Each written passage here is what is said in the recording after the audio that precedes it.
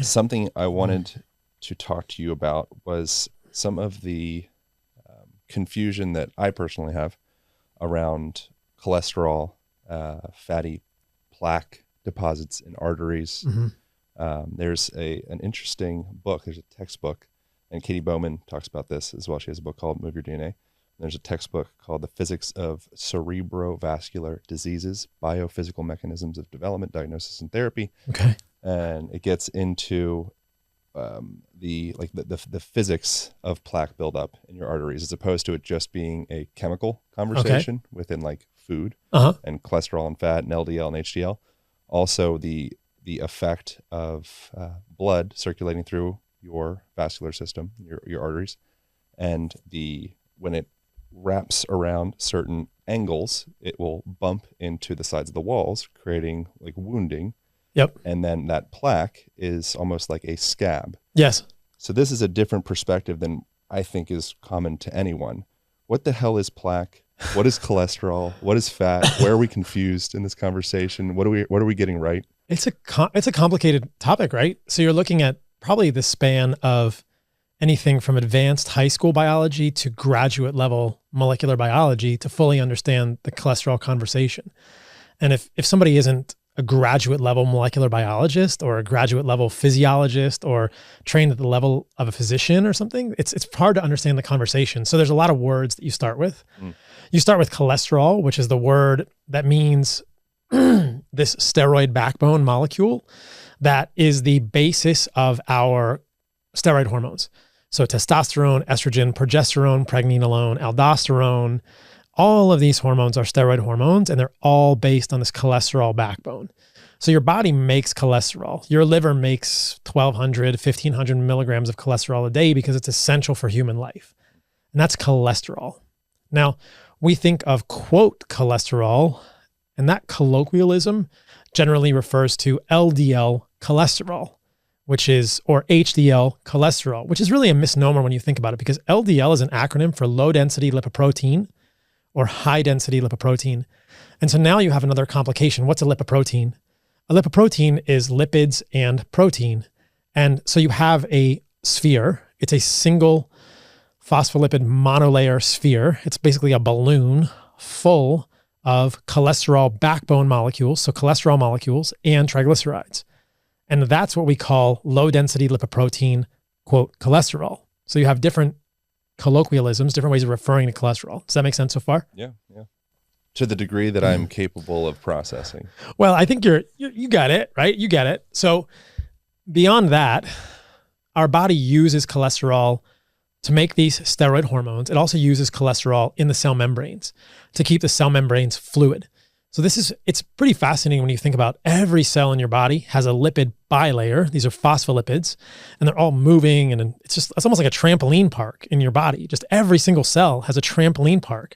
And this tension on those trampolines has to do with what you put in the membranes of those cells. So if you put more cholesterol or less cholesterol, it changes the fluidity of the membranes. Or if you put more saturated fats or less polyunsaturated fats or more saturated, less, you know what I mean? Yeah. And so what's interesting is that there is this theory, which is quite compelling regarding our cell membranes, called the homeoviscous model of cell membranes. And it's a fancy word that basically means that your body, in order to function properly, physiologically, needs to keep those trampolines at a certain level of tension. Those cell membranes need to have the just perfect amount of fluidity. If they're too tight, they're going to crack. If they're too loose, they're just going to bleb apart, right?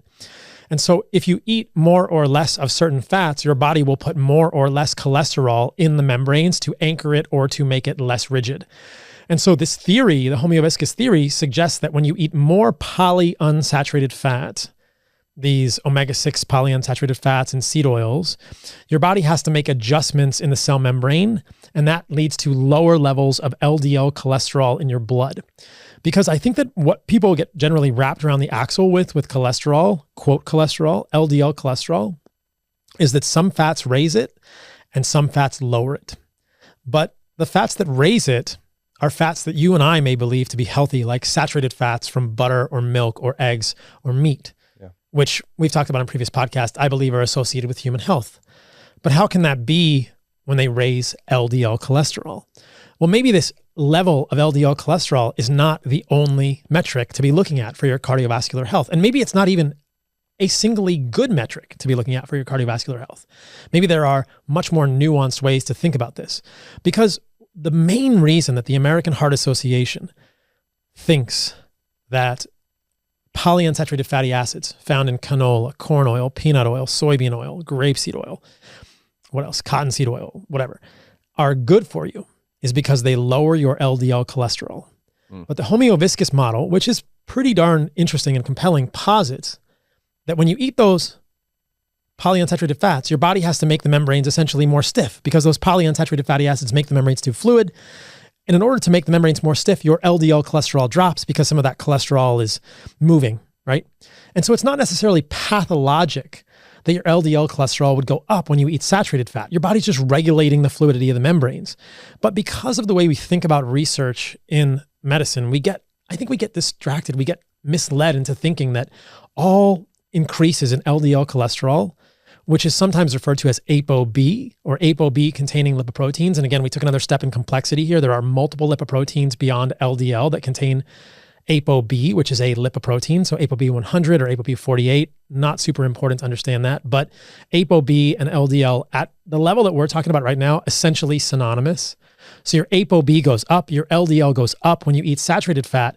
But is that pathological? I would say no, that's not pathological. That's just your body responding to the changes in your fat intake to keep the membranes fluid. Now, you asked me, how does plaque form, or what is plaque? That's within the arterial wall of your body. So if you take this tube of your artery and you cut it sideways and you look down the tube, you'll see that the walls of the tube are very complex structures. They have an inner layer, which is where the blood is, that faces the blood, called the endothelium. They have a subendothelial space. They have an intimal layer. They have a mucosal layer with some actually smooth muscle on the outside of the artery because it contracts and expands. And so underneath the intima, so underneath or between the endothelium and the intima, or in that space, this subintimal, subendothelial space, is where a plaque forms. But what is a plaque? It's not just LDL cholesterol. It's LDL cholesterol and ApoB containing lipoproteins that have been eaten, engulfed by macrophages.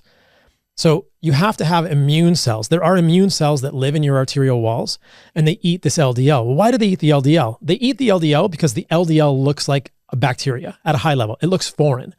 Because there are clear studies that show if you incubate a macrophage, this is an immune cell in your body, with native LDL, that is LDL that is not oxidized. So now we introduce another term. Oxidation is the gain. Oxidation is technically the loss of electrons. Reduction is the gain of electrons. So your oxidation we think of connected with free radicals. You can, at a high level, you can think of oxidation as some sort of damage at a chemical level. So if the LDL particle is damaged, if it's lost electrons, if it's become oxidized, then you have molecules on the surface of that LDL molecule, that LDL particle, low density lipoprotein cholesterol, a balloon carrying cholesterol and triglycerides that are oxidized. They have a free electron. They look different. And in fact, some of the proteins on the outside of the LDL, even the ApoB 100 protein, which is sort of identifying it as low density lipoprotein cholesterol, can look different, and they can activate the macrophages to engulf them because they think they're foreign. The macrophages have a series of receptors, like the scavenger receptor, that sort of lock on to these molecules on the outside of LDL and say, hey, you don't look like I'm used to seeing you. I'm going to eat you because you could be foreign. So the takeaway here is that macrophages only engulf LDL when it's oxidized. It's not when it's native.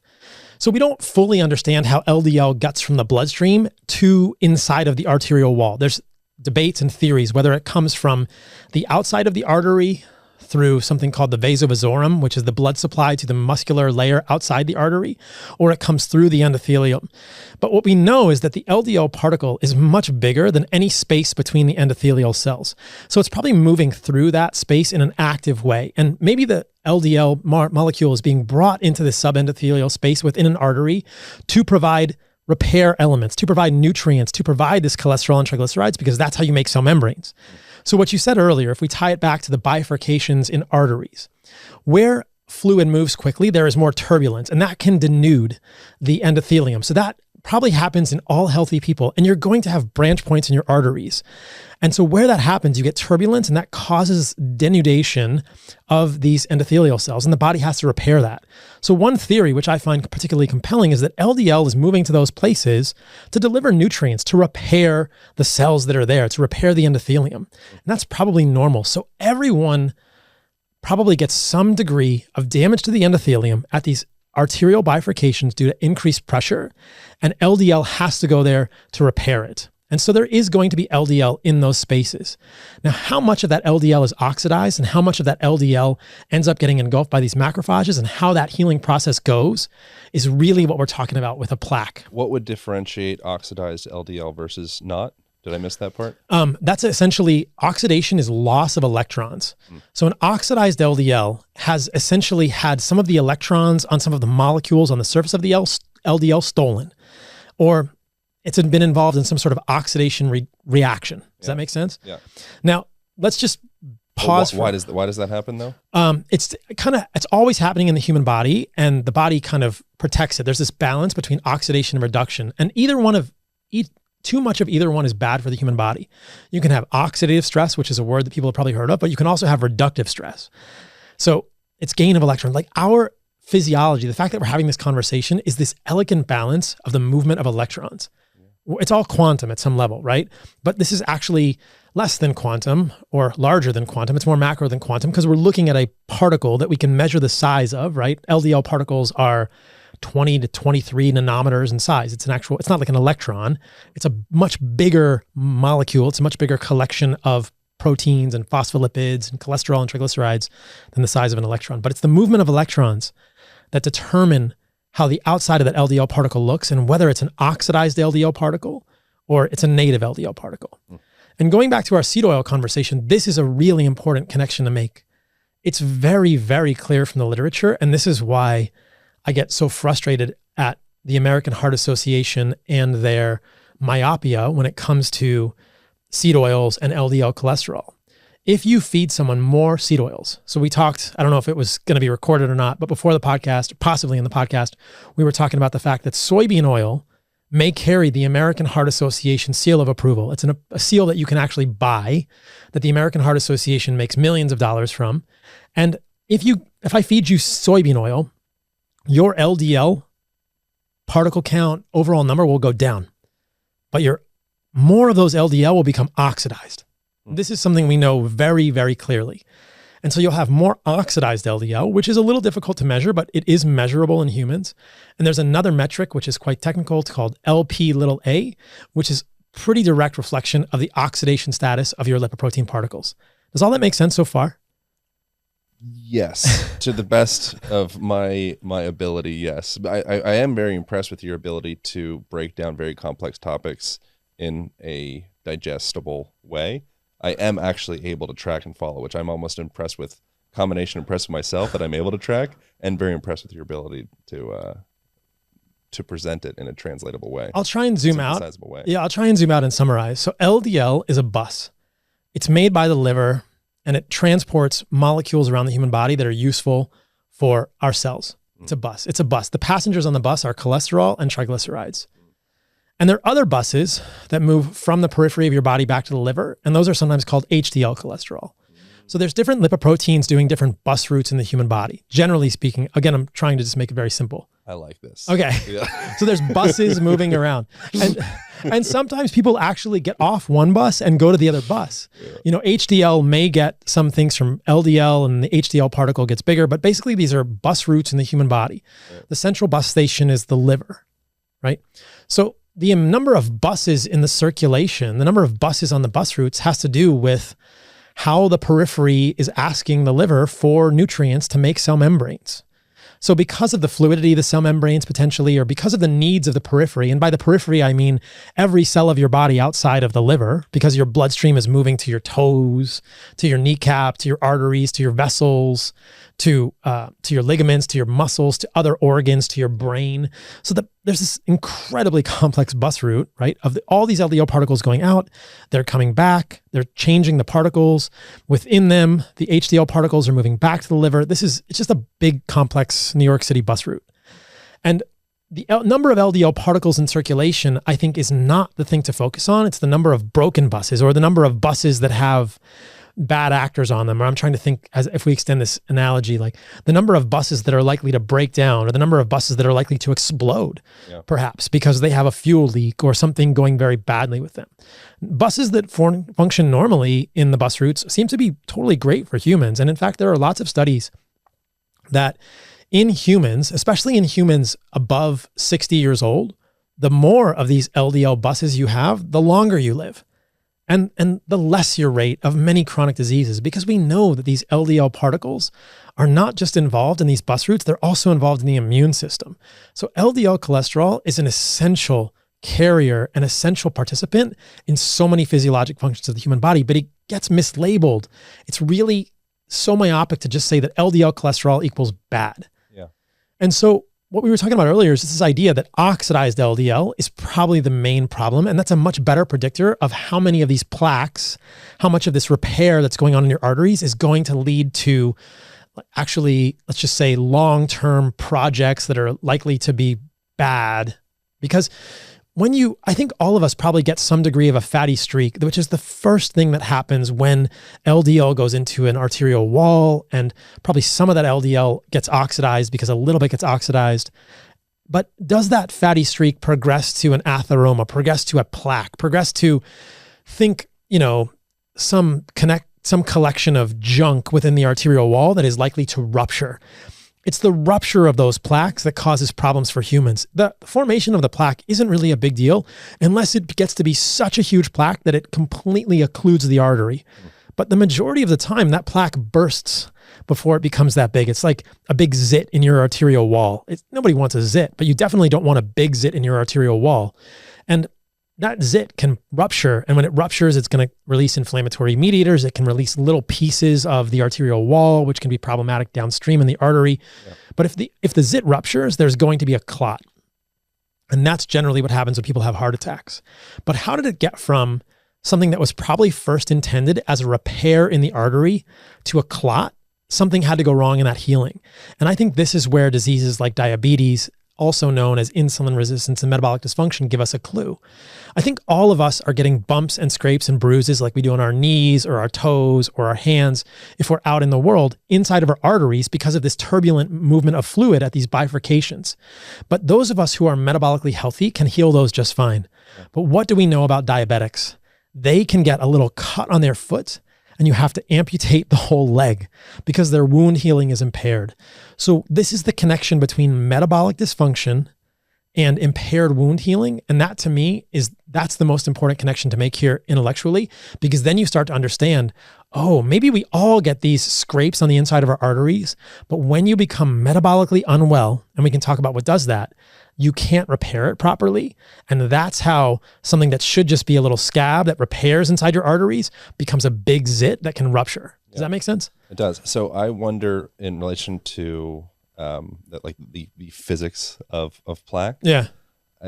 It feels to me, as we're talking about, or as you're talking about this and the things that I read and hear about, it feels a little bit almost like disembodied in a way. It feels very like biochemical and abstract, but it lacks a kinesthetic mechanical component to it in my experience of like hearing it. I'm trying to place myself into this, but where does movement come into the conversation of plaque? And could a person sitting in the same 90-degree angle at every joint throughout the day and maybe having forward head posture and maybe having just different versions of impingement and collapse throughout the body have some effect on those buses and that circulation of that blood to potentially be propagating or setting yourself up for some of that plaque you build up?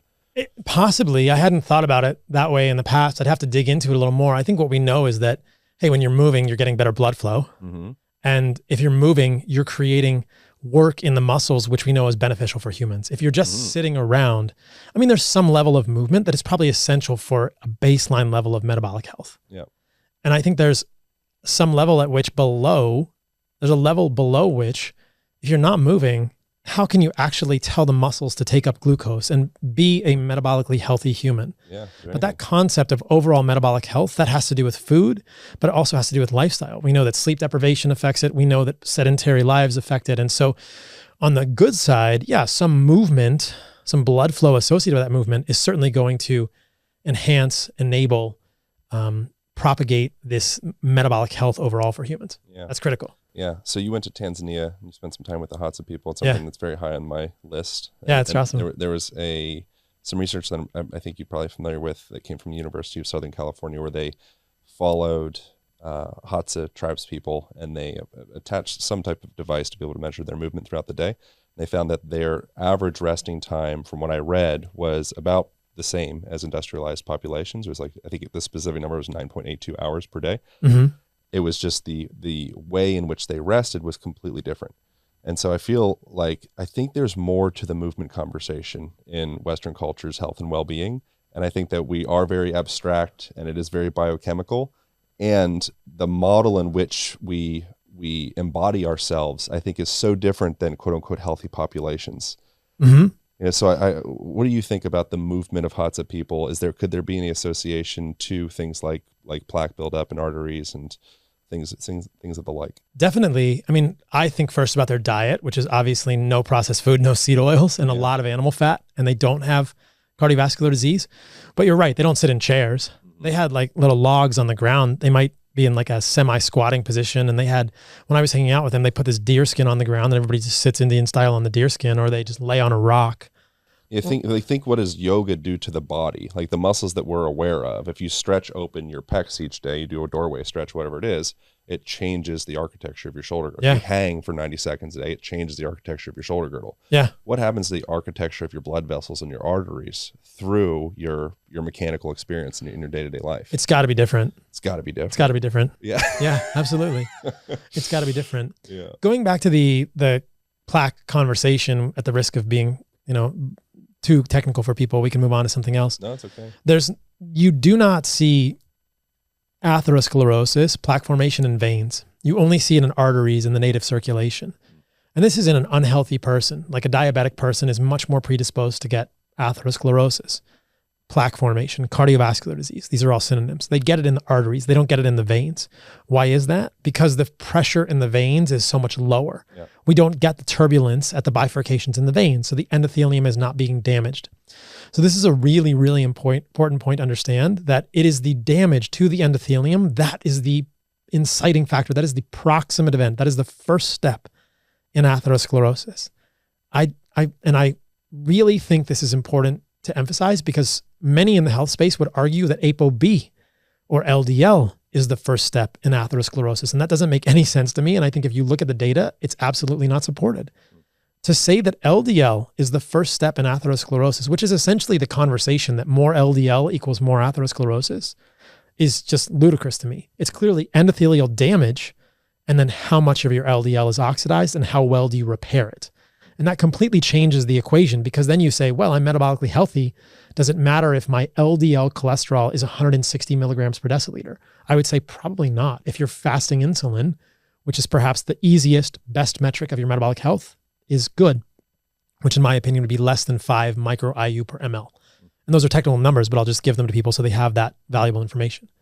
If people want to take control of their cholesterol and the potential plaque building up in their arteries, what would be the top most valuable thing people could do for themselves? I believe it's getting rid of seed oils. I think that is the single most important thing. Again, I see it through the lens of biochemistry and nutrition. There's no one single thing, right? You need to sleep well. You need to not be super stressed. You need to get nutrients in your food. But if you had to do one thing, if you completely eliminated seed oils from your diet, think about the number of foods that you would eliminate, the number of ultra processed things you would eliminate. And that, I think, would be the single greatest thing you could do in your diet to improve your cardiovascular, that would be the single greatest thing you could do in your diet to improve your cardiovascular fitness and lower your cardiovascular risk long-term. Why is it that the American Medical Association is a proponent of seed oils? Because they lower LDL, right? So they're LDL myopic. And we talked about the fact that they will lower LDL, but they will raise oxidized LDL, and they'll raise LP(a). So this, I think, is so central. This is such a crux of our nutritional understanding as humans, that if CNN, if Fox News, if mainstream media began to understand that things that raise your cholesterol may not be bad for you, and that it's not cholesterol that we should be thinking about, it's metabolic health, it would completely change the landscape of our nutritional choices as humans. And nobody would be able to escape it. But for now, we're just stuck in this paradigm because anything that raises LDL is bad. Even though we know that if you eat saturated fat, your LDL might go up, not in everyone, but in some people, it might go up 20%. But your oxidized LDL and your LP(a) go down. And generally we see people get more metabolically healthy. Their fasting insulin goes down. So this is the disconnect for me. It's crazy. And just to be slightly conspiratorial, and then we can move on. Please. I think this is probably due to the fact that statins are a multi-billion-dollar industry. Yeah. And if lowering your LDL cholesterol is not the ultimate goal, then you have to really answer for all of the harm that statins are doing to people.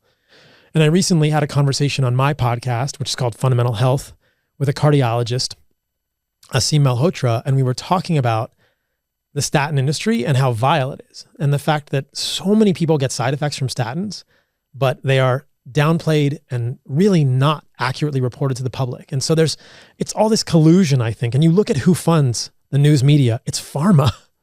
So you must have a news media paradigm that cholesterol is bad if pharma is funding the news media, because if cholesterol isn't bad and it's okay for your cholesterol to go up, why the fuck are you taking Lipitor?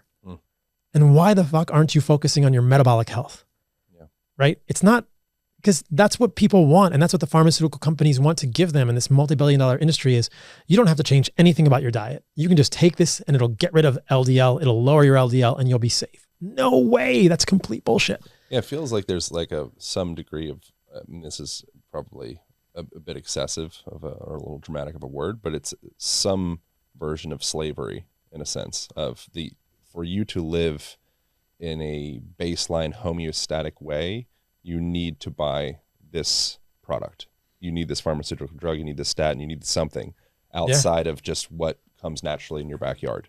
Like if a person's in that space, like, there's a lot of circumstances, a lot of different people, but a model of culture and advertising where it's in order to be homeostatic, you need to buy this product.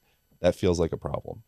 There's this subtle, not so subtle propaganda that you learn in medical school that you're actually, I would say, programmed with in medical school, that humans are broken and that we cannot fix ourselves. And that, to me, that's probably why I do the work I do. That's a huge part of my why, because I want people to understand that that's completely wrong.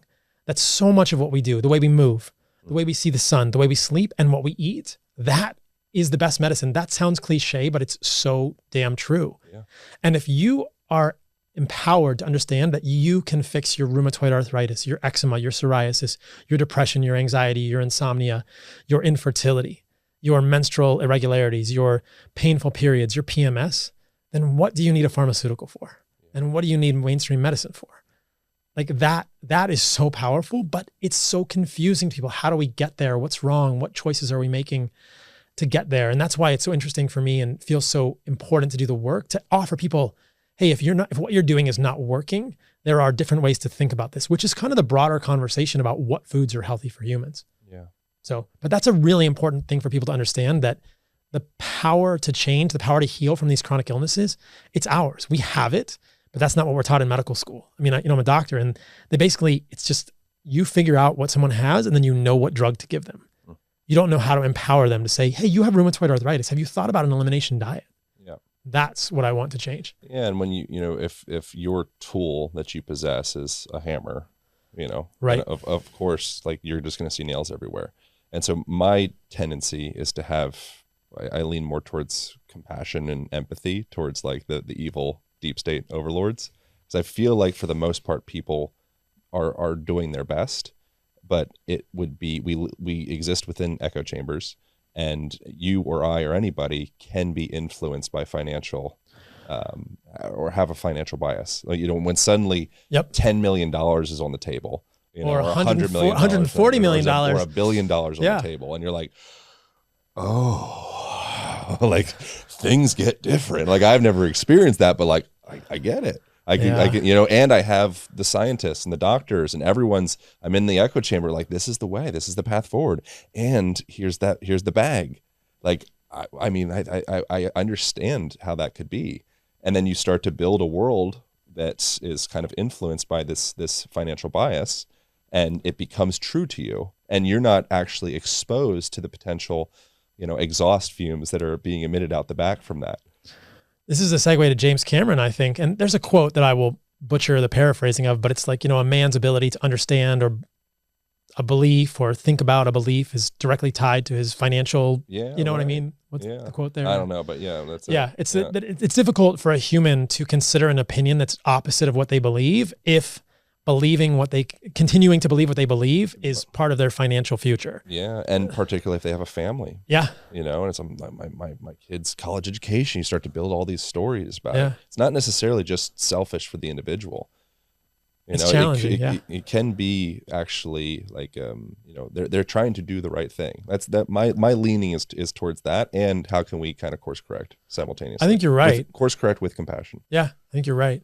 Yeah. Which is why it's interesting. And we were talking about this before the podcast, when James Cameron makes $140 million investment into a pea protein company, which probably supplies pea protein to multiple plant-based foods.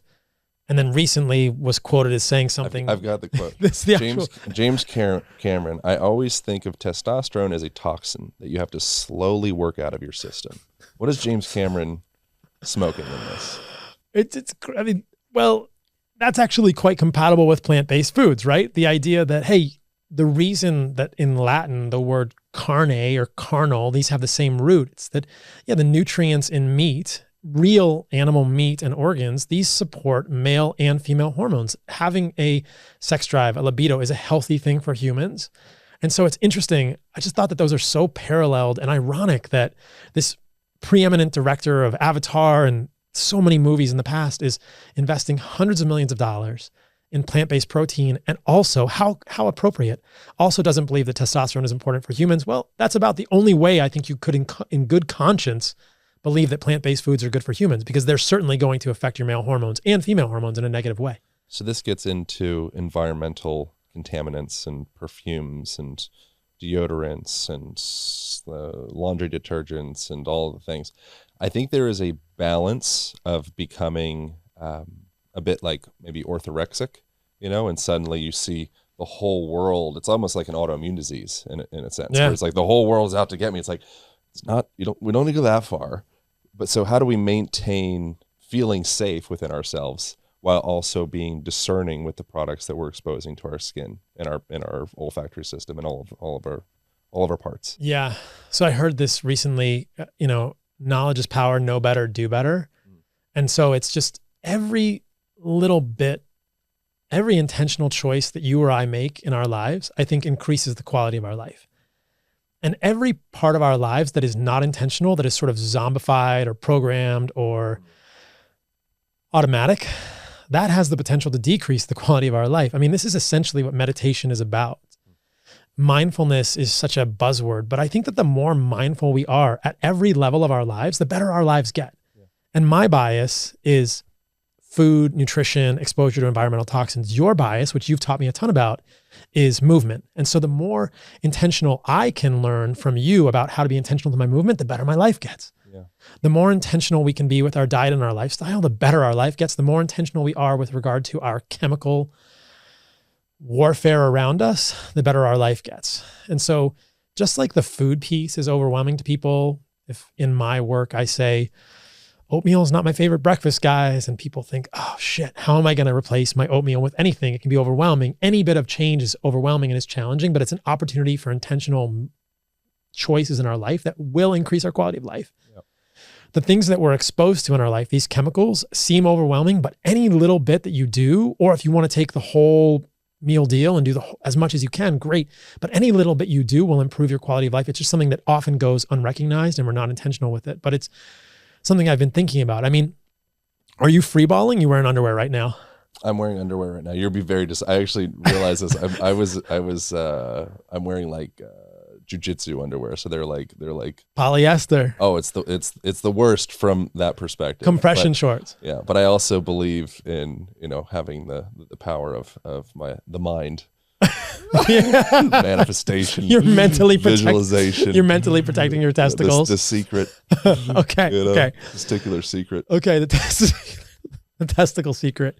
Hashtag testicle secret. Yeah. There's interesting research. I would not believe this. I knew we were going to talk about my underwear. I knew it was going to happen. Of course. So I would not believe this. I mostly have bamboo/cotton underwear, BTW. Fantastic. The ones that I'm wearing right now, what do I get right now? Oh, there it They're goes. these like gold BJJ underwear. Okay. They're great. They they're snug. For so many reasons, I have problems with that. But okay. So there's research. There's controlled trials. These are interventional trials in humans, in dogs, and in other animals that show that wearing a polyester sling around your balls, and they also did the same studies in women for all the ladies listening. So wearing a polyester sling around your balls decreased sperm counts and affected male hormones negatively over the course of, I think it was a few months that the study went on.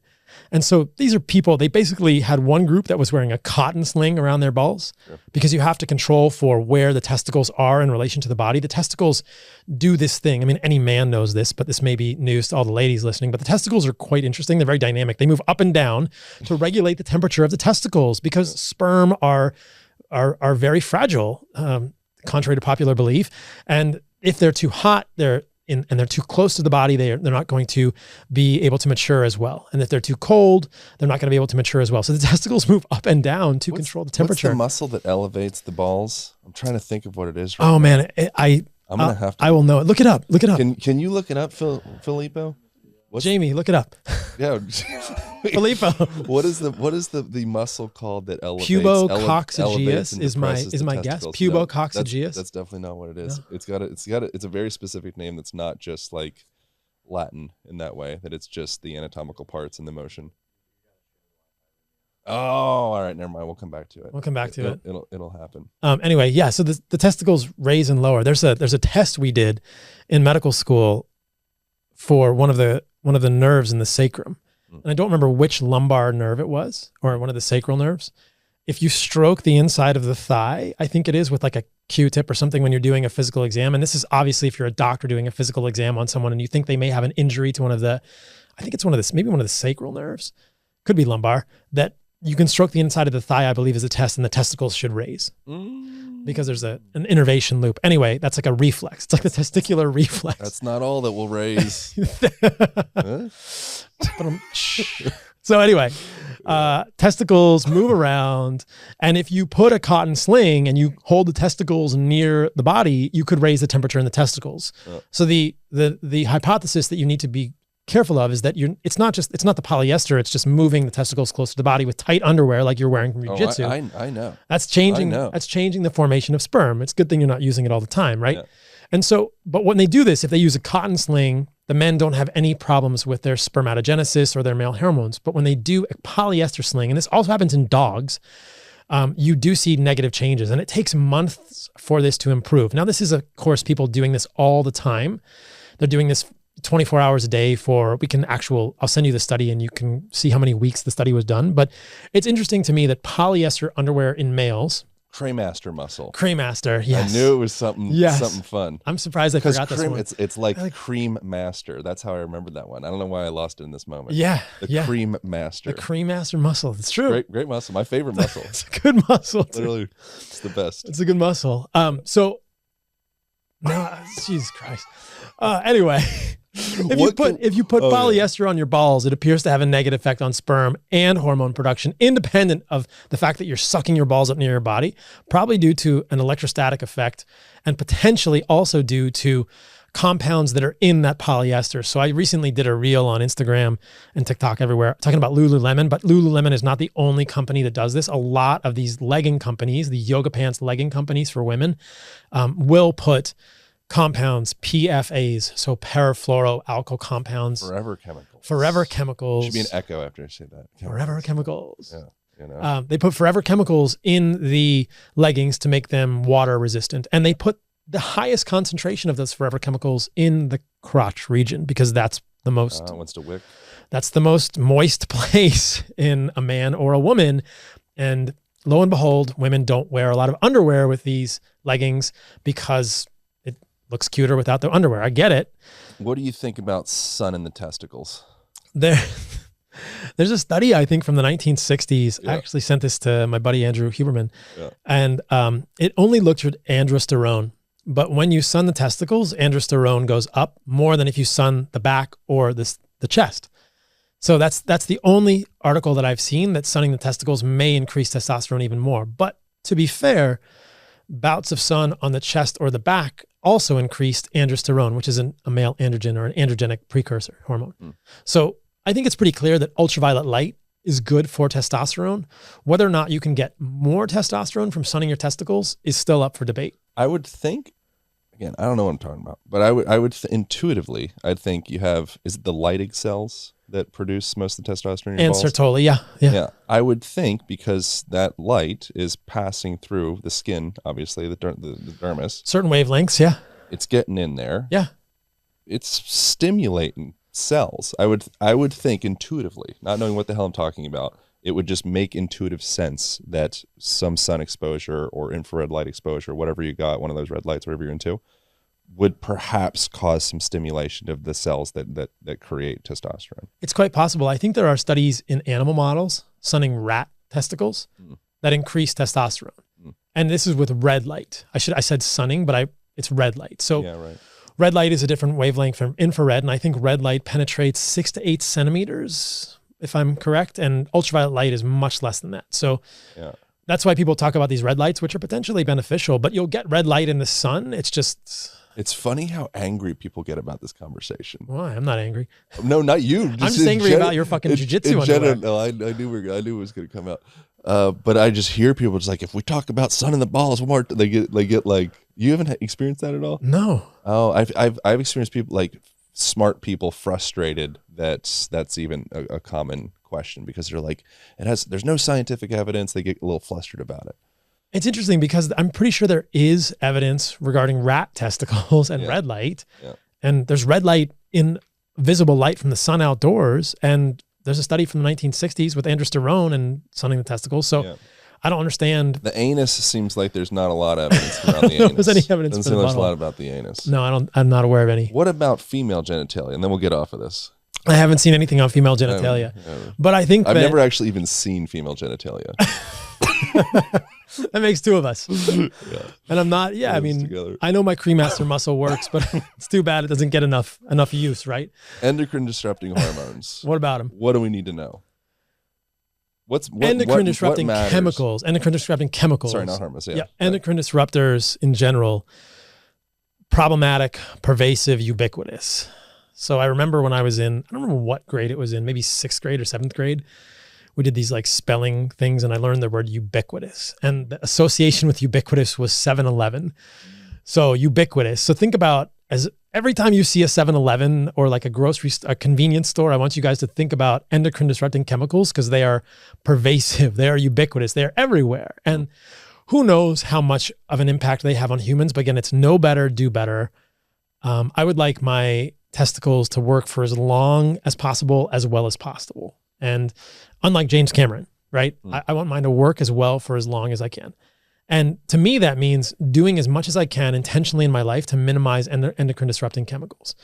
So we talked about PFAs a little bit, forever chemicals, cue the echo. Yep. Those are a known endocrine disruptor. They're in plastics and they're in Lululemon leggings. They're probably in Nike leggings. They're potentially in the little, those running shorts that have the built-in underwear for dudes, or the bathing suits that have the built-in underwear, potentially in your jiu-jitsu compression shorts. All these things potentially have PFAs. Okay, change your underwear, change your clothing. That's not too hard. What about your coffee cup? You go to Starbucks, that's a paper coffee cup. It's lined with plastic. That can have PFAs in it. And you're putting a hot liquid in it and then you're drinking it. So that's potentially very bad. Yep. You go to Whole Foods in the hot bar, or Erewhon in the hot bar, and you get a sample of their food, and that is a paper container that looks like it's biodegradable, potentially recycled, but it's also lined with plastic, which can have PFAs in it. Yep. So anything that's plastic is generally a source of PFA contamination. And why are PFAs bad? It's a forever chemical. It means it just like exists. It's really hard to break down. It's hard to break down in the environment. Yeah. And when we ingest them, they look like hormones in our body. Predominantly, they look like estrogen, which isn't good for men or women, because excess estrogens are bad for women. Excess estrogens are bad for men. And when I actually look into this, there is some hard data, it's a bad pun, that penises are shrinking and that the anogenital distance is shrinking in men as we evolve as humans as we move on. And this is potentially connected with these xenoestrogens, not just PFAs. There are many others like phthalates and parabens, which we can talk about. So, but it is scary because we think of this anogenital distance, which is essentially if you measure the taint, the distance between the testicles in a man and the anus. This is Shayna Swan stuff. I think Yes, this is Shayna Swan stuff. Yep. Yeah. But this anogenital distance changes. So we know that when animals are exposed to PFAs, phthalates, xenoestrogens, this distance shrinks, which is feminization, and it's dangerous. So it can also be in the water, which is a great argument for purifying your water, potentially with reverse osmosis, drinking spring water. Because if you go to the environmental working group and you look at Austin, Texas, for instance, there are probably no less than 27 environmental pollutants that are above the level that you'd want in your tap water in Austin, a collection of pharmaceuticals, pesticides, heavy metals, other problematic things, just in every water supply, everywhere in the world. You're never going to get a pure water, especially in your tap water. And we know that these pharmaceuticals are persistent. So, people put pills down the toilet, women take birth control, they pee it out. It's like there's a lot of contamination in our water supply of excess estrogens, excess progesterones from women, other pharmaceuticals, statin drugs, proton pump inhibitors. It's just crazy, the pharmaceuticals that are potentially in our water supply. So back to endocrine disrupting chemicals. The other one that really gets me, this is perhaps the one that I hate the most, but it's just my subjective experience, are the fragrances, which are usually the phthalates.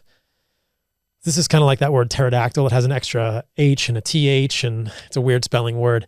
But phthalates are they're fragrances. So in Costa Rica, which is where I spend a lot of time right now, I took my car to the mechanic and I get it back and the whole driver's seat just smells like this guy's cologne. And I sit in the car and then I smell the cologne on my clothes because there's a fragrance phthalate that's just meant to do that. It's meant to stick on things and cause a smell.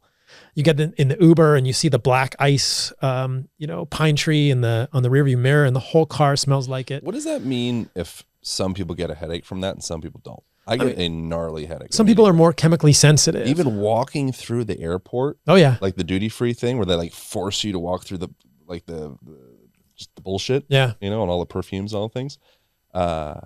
10 seconds of that, I walk away and I have this lingering headache that I have to like kind of work out of myself. Am I alone in that? No, there's a lot of people with you. I don't think we understand why some people are more chemically sensitive than others. There are many hypotheses out there, underlying toxicity, underlying issues with your detoxification systems. Everyone has different polymorphisms. Everyone has different genetics, the level of their liver and their ability to detoxify things. Maybe you're just not good at detoxifying that. But what that tells you is that even if you're smelling it, you're ingesting it. Yeah. So when you're in an elevator, it's like a fart.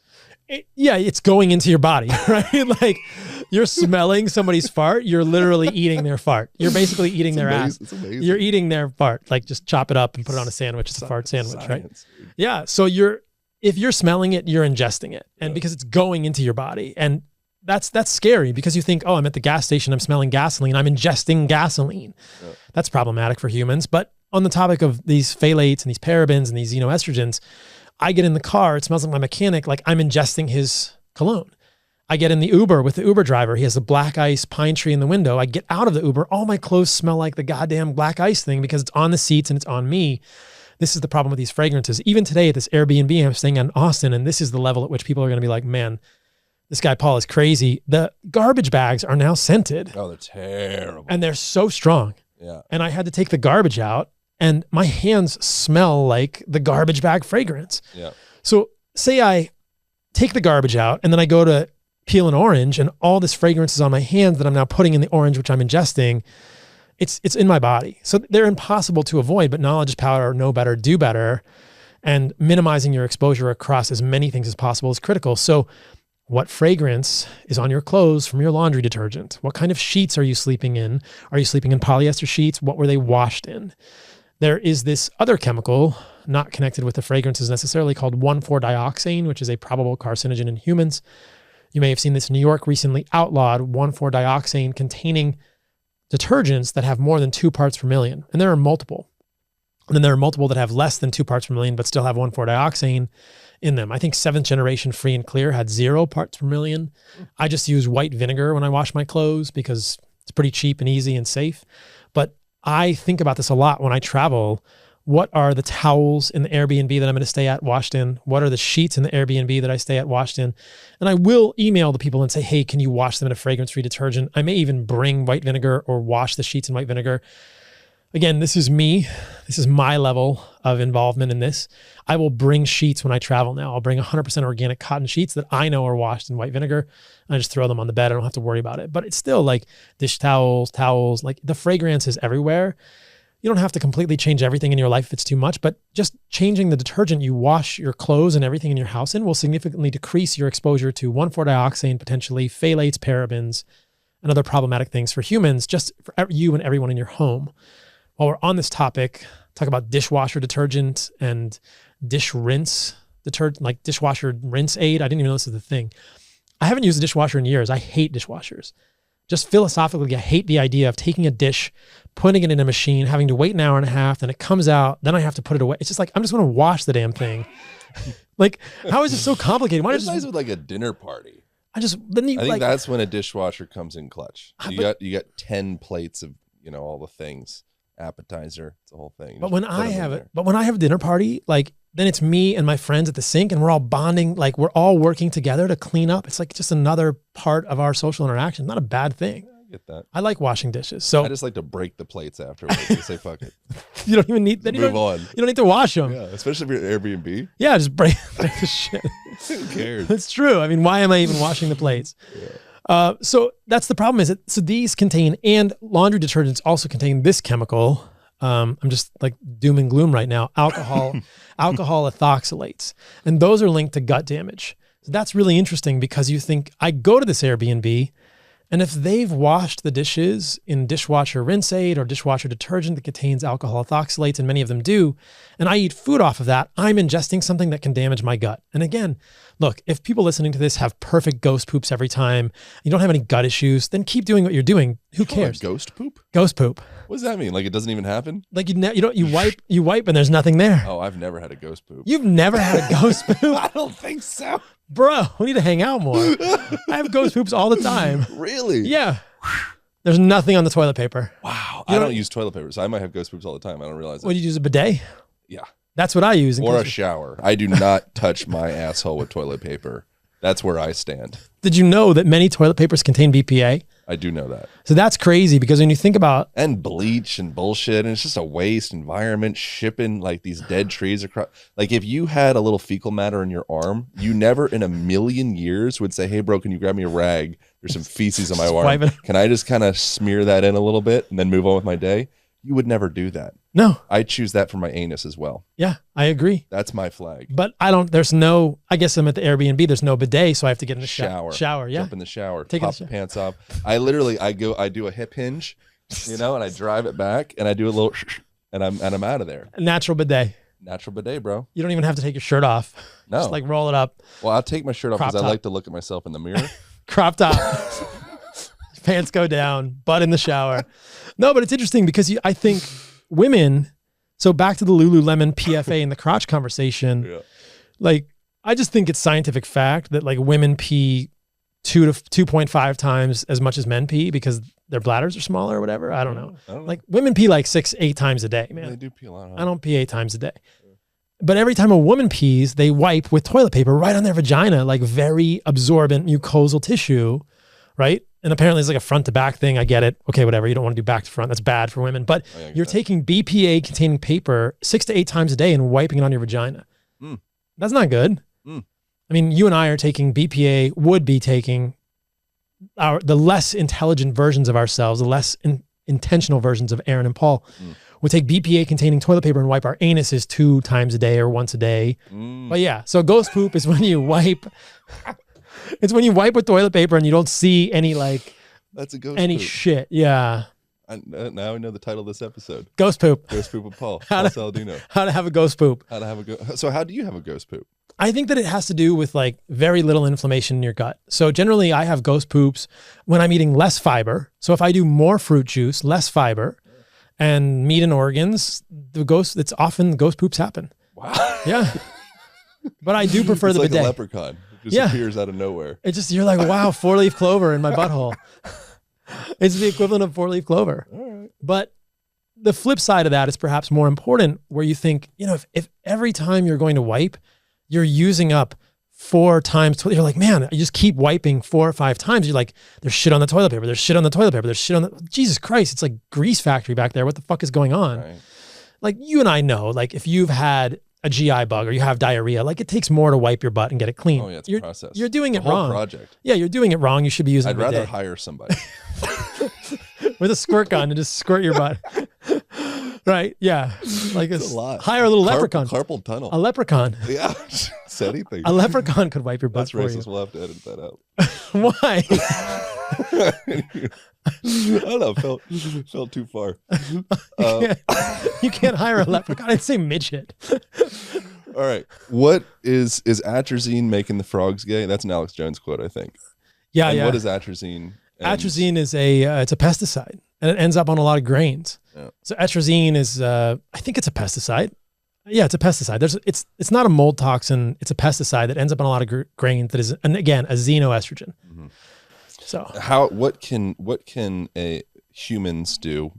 Men, this perhaps would be more relevant for, to reduce feminization through environmental contaminants. So this is the whole conversation we've just been having, right? Yeah. Phthalates, PFAs, plastics, limit all that stuff, polyester on your junk, the water you're drinking, the food you're eating, all those things. And plastics even worse if they're getting heated up.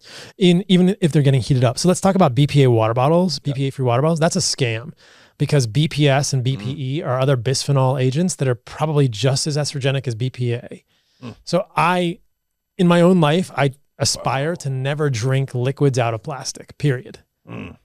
Right? So there's gonna be some cross-contamination. The longer the liquid is in there, the hotter the liquid is in, the container that's plastic, the worse it is. But I certainly have not 100% eliminated all food contact with plastic in my life.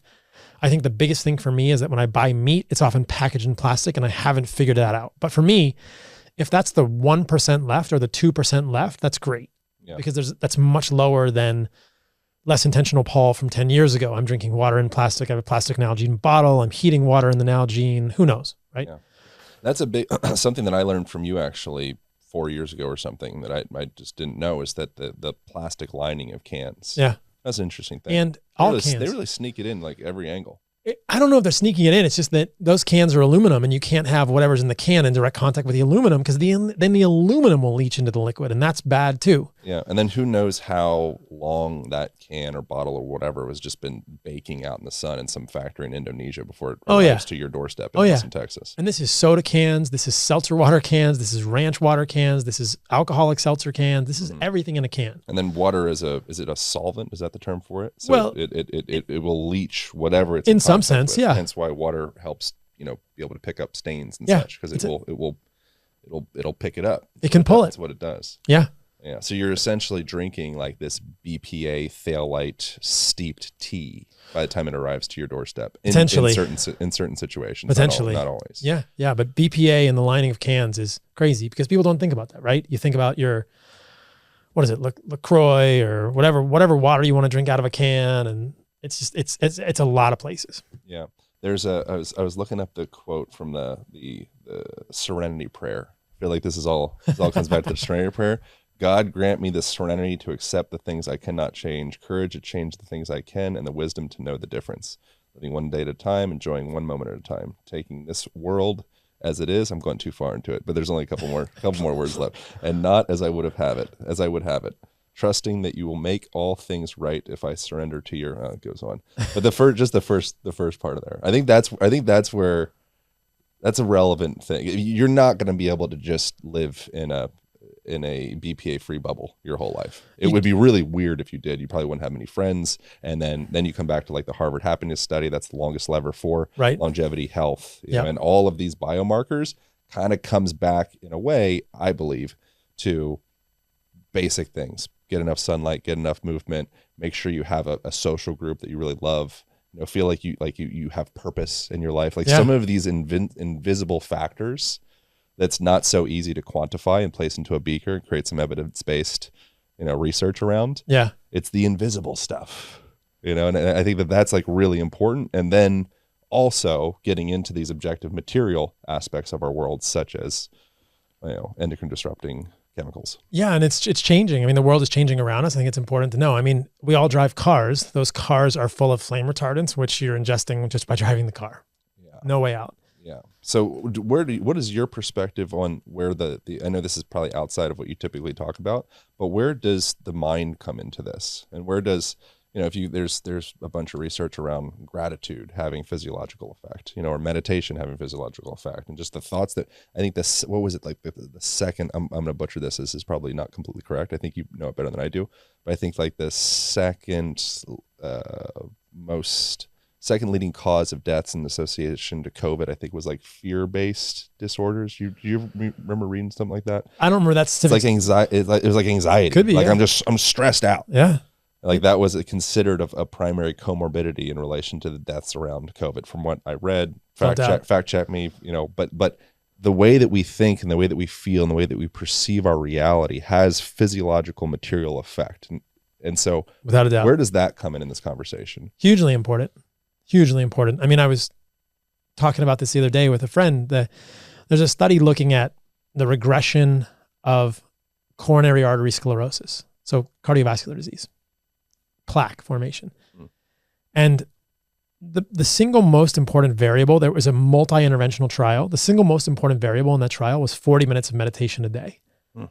Like, that's meaningful stress reduction. 40 minutes is a long time to meditate, dude. For me, it is. Is it like 2 20-minute bouts or just any version of I don't know exactly what the protocol was, but it was that is 40 minutes of meditation a day. Who knows what the minimum effective dose is, but like a good session of meditation a day was powerful for regression of plaque formation in the body. That's powerful. Wow. Right? So like, that's cool. So like, just like really, really kicking stress in the nuts, that's a good deal. Like, that's what you want to do. Now that's so hard. And I kind of hate conversations about stress because they're so hand wavy and voodoo. But I think it's true. Like if we could trick our minds and just saying like, I don't want to be stressed today, I'm not going to be stressed today, that's really good long-term. My action item for that was I might get a calendar and just write on the calendar a number from 1 to 10 of how stressed I was in that day. And maybe at the end of the day, this is just an idea. And maybe that makes me think about that stress and where it came from and how I can hack that. Because I want that number to be as low as possible every day. And I don't want to get stressed when somebody cuts me off in traffic. And so before this, I was in Central Market filming here in Austin. And it's crazy on Saturday in Central Market. It is bonkers there, man. There's so many people and it's just, wow, this is a stressful environment. And I'm trying to be more aware. Why am I getting stressed about this? Just let it go, dude.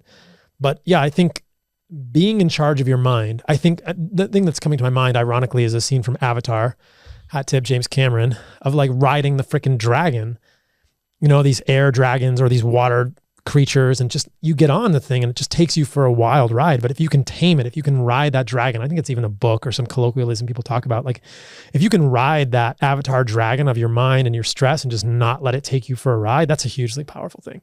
I'm certainly not the person to talk to about that. That's not my field, but I think about it.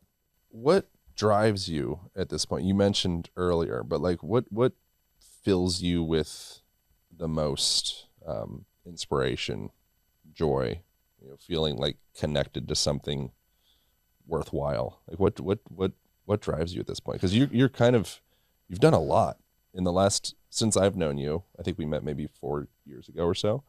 You've gone through a pretty massive expansion and evolution of yourself and of your brand. And like, what's the purpose for you at this point? Like what stokes your fire? Yeah. So there's a couple ways to answer that question. I think the first thing I'll say is that as I've seen people resonate with the message, I feel even more excited about continuing to do work that I find valuable or that I want people to find value in, because it feels like I have a responsibility.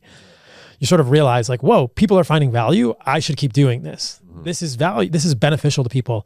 And there starts to be this loop where I'm in Central Market and people are like, what's up, dude? I love your work. It helped me so much. You're like, holy shit, thanks for the pat on the back, man. Digital pats on the back don't mean anything. I mean, I still want people to comment on Instagram and tell me how beneficial things are or what's worked for them and what hasn't. But as a human, when I see a comment on Instagram, it means very little to me. But when I meet someone in person, and I meet somebody in the airport in San Jose, Costa Rica, and they say, hey, my plaque psoriasis was all over my leg and my calf, and it was very embarrassing for me. And I changed my diet in a lot of the ways you recommend, Paul, and it got better. I'm like, wow, it's really fucking cool. I should keep doing this. You know, this is helping people. Let's keep going. And then you think, who knows where it goes eventually. I think it's just do the best work and then maybe affect the most people as possible in a positive way, or help people become curious. And then the other side of the question is, I think what fuels me in that work is doing the things I'm really passionate about for me that are hobbies that have nothing to do with this work. Yeah. Like directly nothing to do with this work. And that's surfing for me right now, or snowboarding, or being in the mountains, or mountaineering. And that's why I live in Costa Rica, essentially. That getting up every morning when I'm in Costa Rica and surfing for 2 to 3 hours is it's just like so fundamentally joyous for me.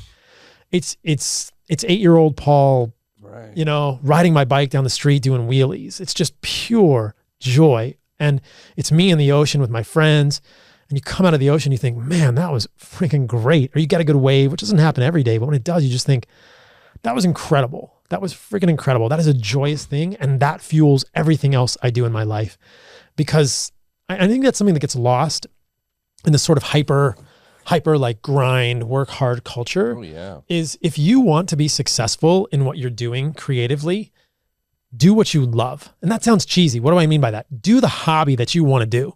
If you like ballet, if you like lifting weights, if you like jujitsu, if you like surfing, if you like mountaineering, if you like trapeze, whatever it is you like, that's your favorite freaking thing in the world, you must do that to do everything else in your life. Well, that's what I believe strongly. And that's a big reason. I mean, it's bittersweet saying this as I'm sitting across from you, my friend here in Austin. This is a main reason I left Austin. Yeah. Yeah. That's beautiful. As you're saying that, something that comes to mind is coming back to the you know, people say we're going through a mental health crisis of sorts. It's like, you know, I don't know what that means exactly, but there's a lot of usage of anti-anxiety medication and antidepressants and, you know, self-harm and suicidal ideation, particularly with like young people. It's just like, like we're going in an interesting direction, it seems, at least statistically speaking. If you're looking at that, I don't really know what's going on because I can't meet every single person, but that's what the statistics suggest. And you mentioned something that I thought was interesting. It's like tapping into that 8-year-old Paul, or that like young Paul. And I feel like if we're wearing the adult costume that we're supposed to be stressed out, we're supposed to be serious, we're supposed to be business, we're supposed to be busy, I feel like that influences our physiology quite significantly as well. And if you can come back into that 8-year-old Paul and just like, I just want to play, like, what does that do to your biomarkers? That's got to improve things. It's got to improve things, man. I mean, I would challenge every person listening to this podcast to think about the last time in their life that they were just like fundamentally joyful. And was it your childhood? Was it whatever it was? Was it dancing at ACL with your friends? Like that's what I'm trying to cultivate more of in my life to fuel all the other creative work. But just, I don't even have the word for it, but it's just like explosively joyful. Yeah. Ademonia. Is that I don't even know. That's an amazing word. Yeah. I think that's what it is. Ademonia. I don't know. I'll look it up afterwards, but there's a Greek word for that, where you're like living in your passion, living in your purpose, living in your joy. It's like this effortless, like uwe is a Japanese word for it. When you go to Japan, you know, but there's the availability to be in that, but to be in that, I think it's getting out of the way of yourself, you know, and being in a place of like, you could go into like flow state, all these different words. There's a lot of different words to describe the same state, but essentially it's that state where you're just like, you're not paying attention to the time. You're not paying attention to what you need to do or your to-do list. You're not paying attention to Instagram notifications. I don't even want to take a picture. I'm too in the moment right now to want to take a picture of this. Yeah. That's what's up. That's what's up. Yeah. That's the shit. That's the shit, man. I just think a lot of people don't have that. And that makes me sad. So I hope more people get that. And that's a big driver for my work as well, is I want people to be healthy enough to be able to do that. Right. This idea that I love the word birthright. It's getting used a lot now, but at Heart and Soil, which is a company that I have here in Austin, the slogan is like, you reclaim your birthright to radical health. And I feel like that's so cool. Like we all have a birthright to that, we all have a birthright to be really freaking joyful and strong and vital and libidinous and virile. And that's what I don't want people to forsake. Yeah. We all deserve that. Yeah. We all own it. Yeah. We all have that birthright. And I think that the medical system, like we talked about, tries to convince us it's not ours, and so many things in our environment. At least the messages we're getting are not encouraging us to remember or to work toward getting that back. Because we all have that ability to be really, really fully alive and strong and, have this incredible experience of being humans. Yeah. Yeah. But your identity structure is very powerful, and who you believe you are is who you will become. Yeah. So if you think that you are a victim, decrepit, broken, or you think you're decrepit, or bad genetics. Yeah. I did a podcast with a gal. She's like a PhD from Stanford, professor, all the things. I don't remember her name right now. Sorry. But she has a book around the psychosomatic influence or relationship in aging, the way that we age, how our thoughts affect the way that we age. And one of the studies I think she conducted was they asked a bunch of people around age 30 what their perception of the process of aging is. And there was some people, it's like, aging sucks. You fall apart, you get old. It's just like, you lose your freedom, eventually some retirement home. And then there's other people, it's like, aging sounds great. I'll get better at life. I have more opportunity. Every day is another opportunity to just get better at life. Like that's my operating system. And in that study, which we'll have to maybe include the episode in the show notes, when they came back to the people at age 60, it was almost like 50%, it was around that 50% variance in the people that claimed a positive belief system on aging were 50% less likely to experience cardiovascular disease 30 years later, which is very, and there's so much dirtiness in that data, because I think there's no way to be like, oh, it was that thought, but I think that our belief system, it really does form, the way that we eat, the food that we deserve. If I feel like I'm kind of more like low life kind of guy, I don't really deserve a lot. I'm like, I'm more Burger King guy. Cheetos. Yeah. Cheetos. Like, that's just who I am. It's all good. I'm all good, bro. If I believe that, like, no, you know what? I deserve like filet mignon. That's what I deserve. So much of this comes back to I think, who we think we are, and what we think that we deserve. I wonder about that. When we were filming in HEB here the other day, and we were in the Doritos aisle talking about red 40 and blue 1 and yellow 5, which are food dyes, that many of which are illegal throughout Europe, but then they have all sorts of problems associated with them, behavioral issues in kids, allergic reactions, skin issues, potentially liver toxicity, at least in animal models.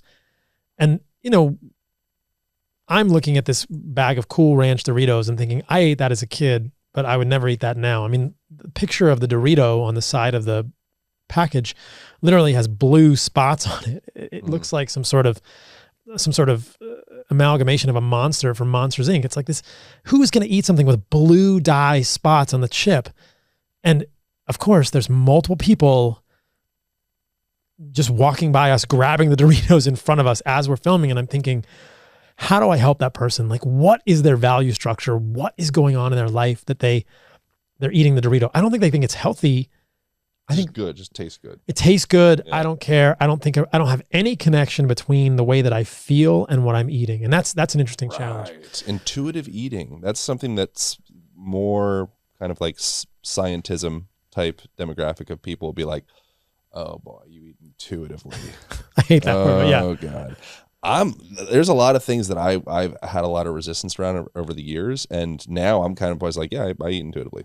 That's kind of where I'm at. Yeah. Sorry guys.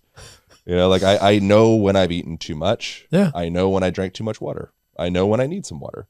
Like I know when, if I eat some organs or some steak or some whatever the thing is, how that makes me feel. I know how I feel if I eat a cookie. Like that's intuitive eating. It doesn't need to be some airy-fairy weird thing. It's just listening to your body. It's not that weird. I think it breaks down. For people when they are baseline not healthy. Right. If somebody is obese and metabolically unwell, I'm intuitively eating a pizza, right? Right. Like, okay, that doesn't really work. But if at the level that you're at with the intentional amount of your food, and I'm the same way, I can tell when I've eaten something that doesn't. You need to clean up the signal to be able to actually hear. Signal the noise. Be able to hear. the message, The noise, so you can differentiate. I'm just filled with noise versus there's actually some signal here. Yeah. And I've cleared it enough, maybe not perfect, but enough that I can hear the signal. Yeah. And I can feel when there's the feedback of the noise coming in. And it's Yeah. like, oh, I don't like that. But if you're just all cacophonous noise, good luck with intuitive eating. Yeah. Yeah. That's the challenge with it. Yeah. We can wrap up soon because I'm sure you have other things to do with your day while you're out here. But I want to talk about Beyond Meat, fake, I don't know, fake. Well, I guess fake, whatever. But meat substitutes. Yeah. Why do they make him look like meat? Why don't you just embrace what you are, bro? Like, if you're a pea protein, just be pea protein. It should just be shaped like peas. Just be a pea. What are you doing? Why are you looking like? I thought you don't want to eat. Why are you looking like chicken? Well, looking like a burger. There's a clear answer here. Okay. So I walked into Central Market, right? We just did this, Aaron. You walk into Central Market, and the first thing you see when you leave the produce is a counter of fake meat that Central Market is making or they're selling. It's like a meat counter, but it's all fake meat. And there's fake meat Korean barbecue ribs, fake meat pork sausage, fake meat bacon, fake meat ground beef. You name it. There's fake meat everything. And it's because I think it's very clear, and I don't think that vegans see the irony in this, and this is said with all the empathy and love and compassion for vegans in the world, that you're clearly craving meat in your mind. And we know this. There are studies where we put EEG leads, so electroencephalography, which is how we track seizures and activity in different areas of the brain. You can put these leads on people's heads. We may have talked about the study in the past. And you can show people who are vegetarian or vegan pictures of meat, and you can show omnivore pictures of meat. And, like in the conscious brain, vegans and vegetarians have an aversive response to meat. Omnivores have a positive response. But in the unconscious brain, both the vegans, the vegetarians, and the omnivores have a positive response to the meat. That's why it's shaped like meat. Because even though you have decided that you don't want to eat meat, your brain and your body still knows that meat is foundational for human history, life, vitality. It's a part of our evolution that is inescapable. It probably made us human. Eating meat made us human because it's of only nutrients. 2 million years. Exactly. It's not that much time. The human brain only tripled in size when we started eating meat and hunting. Like, it's probably not that big a deal. It only tripled in size. Yeah. So that's why it's shaped like meat, is that you are a vegan or vegetarian thinking, I really want some barbecue ribs. Man, I just want to eat some ground beef. Okay, there it is right there. Except it's made from wheat gluten and soybeans, and it's made from canola oil. And this is hilarious. You look at the label on these fake meats at Central Market, there's literally 57 things on the label. 57 ingredients. Fake vitamins, binders, preservatives, 57 ingredients for your vegan bacon. Are you freaking kidding me? This is ridiculous. Yeah. And so really important caveat that we've shared, I think probably every time we've talked, is when, and both of us, not that I'm going to speak for you, but I believe both of us are talking about eating meat. We're not talking about are they called CAFOs? Industrialized farm and just it seems like collectively, vegan, vegetarian, carnivore, whatever, everybody can agree that the meat industry largely sucks. And there's regenerative farms. Better ways to do it. There's better ways to do it.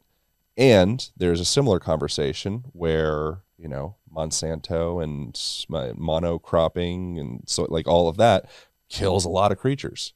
So that sucks too. There's probably better ways to do that. So there's a deeper, more nuanced conversation here that gets lost in the provocative, Instagram titles. We should touch on this because I love shitting on plant-based milks because the rhetoric around plant-based milks is so brazenly false that it gets me really triggered. And so you look at Oatly, or you look at whatever oat milk you've got. We pulled 2 of them off the shelf at Central Market today, and both of them say this sort of boilerplate rhetoric: better for you, better for the planet. And you think, oh, it's better for the planet that you're monocropping a field full of pesticides, that you're destroying the complete ecosystem in that field, everything that was there before, that you're tilling the soil, that you're depleting the soil of nutrients, and that you're putting all sorts of harmful things into this land. That's better for the planet. Eventually leading to desertification of exactly. That's better for the planet. But that's what Oatly says on the side of their bottle. And then they also say better for you. And I think, Oh, better for you when it contains seed oils?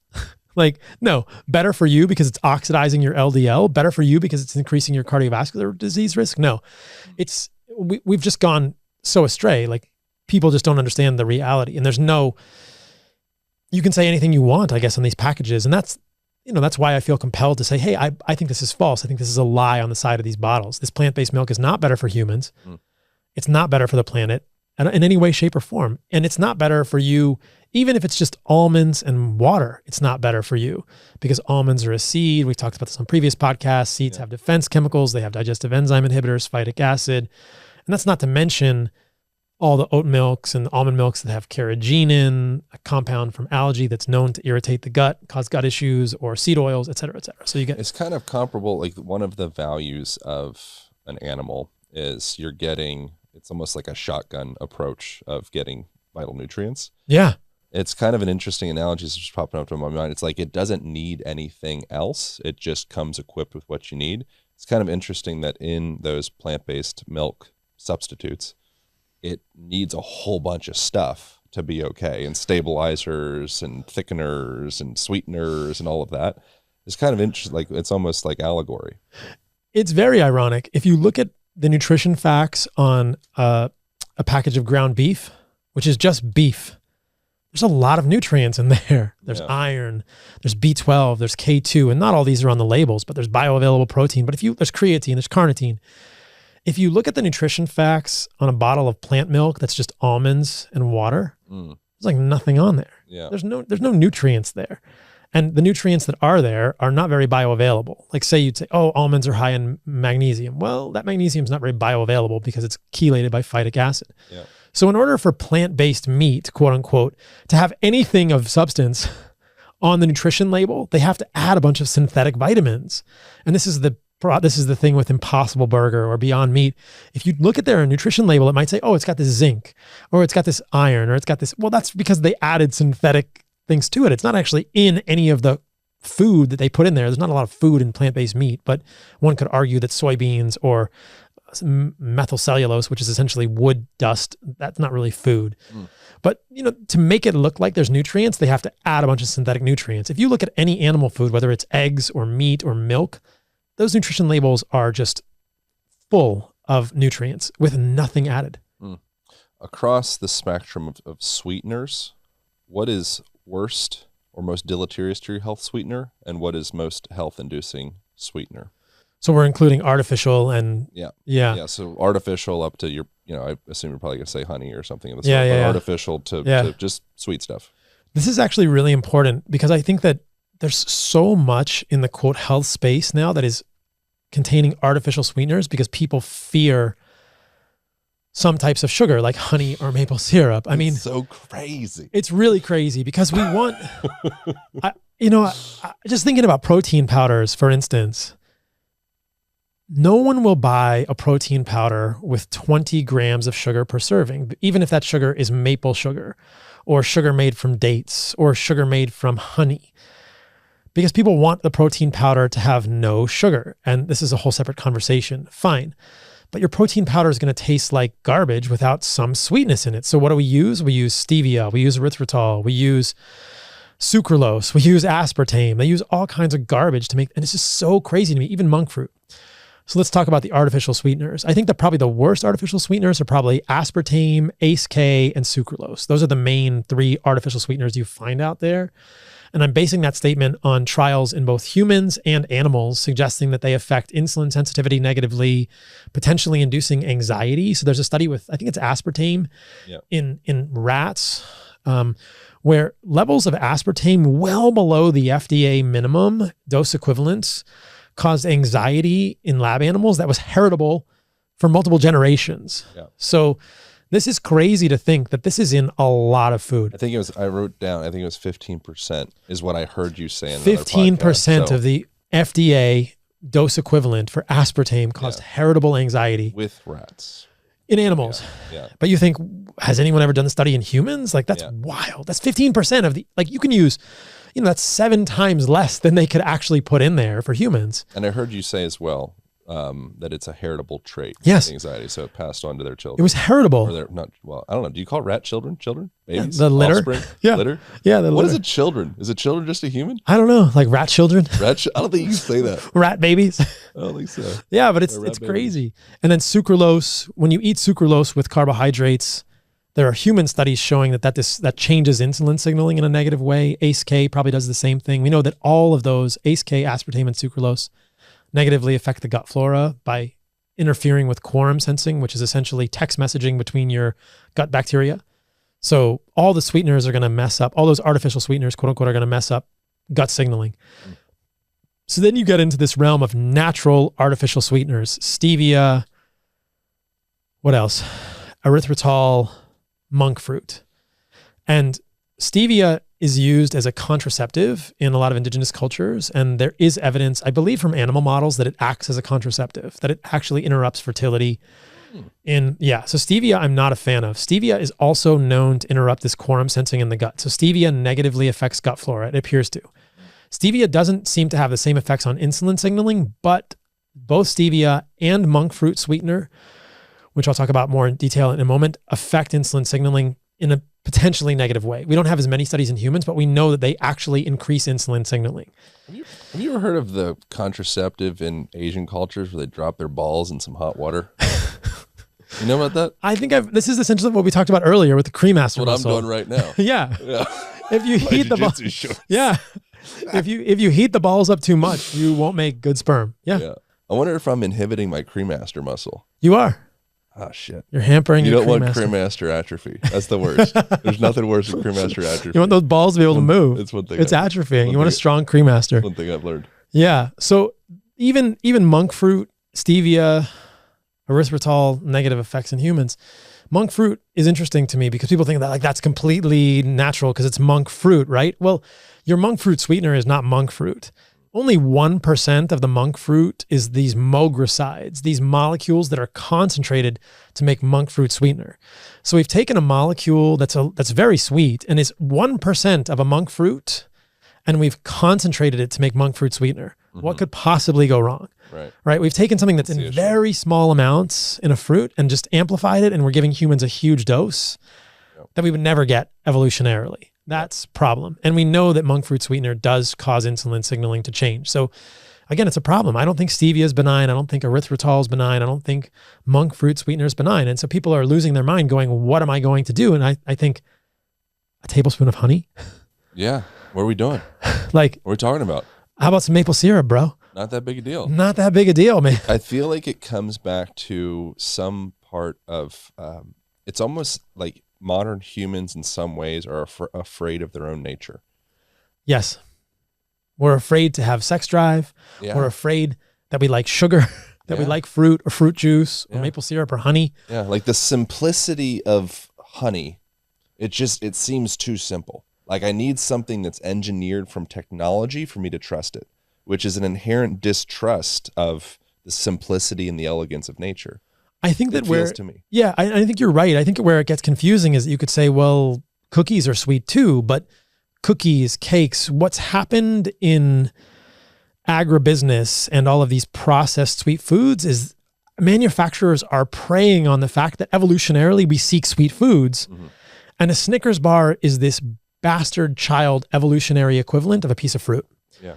And that is not a piece of fruit. That's high fructose corn syrup, that's binders, that's wheat gluten, that's seed oils, that's contaminants, that's all sorts of problematic things for humans. But your body thinks it's a piece of fruit. So you say, yeah, I want a Snickers bar. Mm-hmm. And my niece and nephew say, we love candy. And what they're really saying is we love fruit. Like evolutionarily, our ancestors, and this is my 5-year-old niece and 3-year-old nephew, are not saying this, but the deep part of their brain is saying, my ancestors from 500,000 years ago would love honey when they could get it from bees. They would love maple syrup if they made it. You know, they would love to eat fruit when it's in season. That's what they're saying.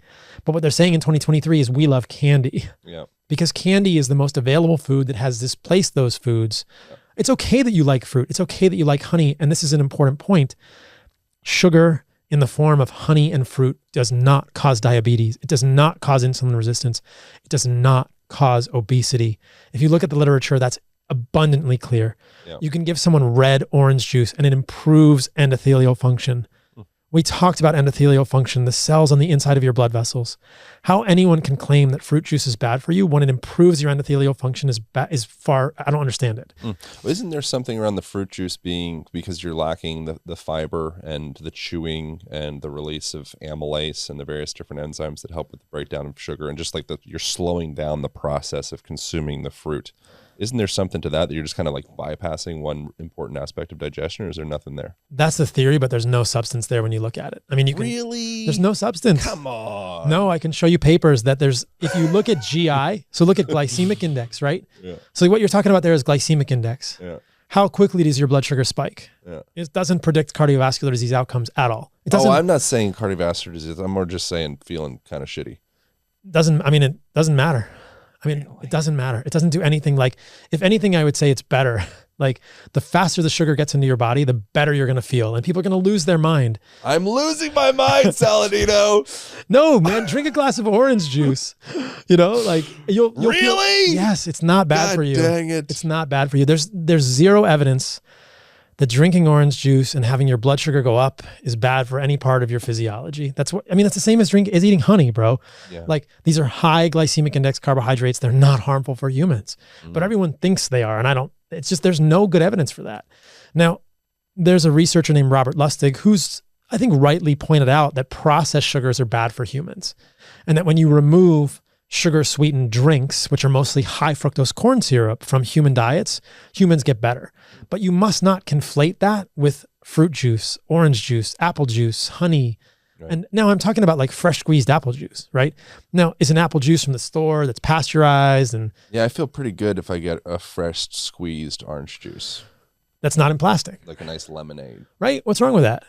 There's nothing wrong with that. My intuition says that's okay. Your intuitive eating.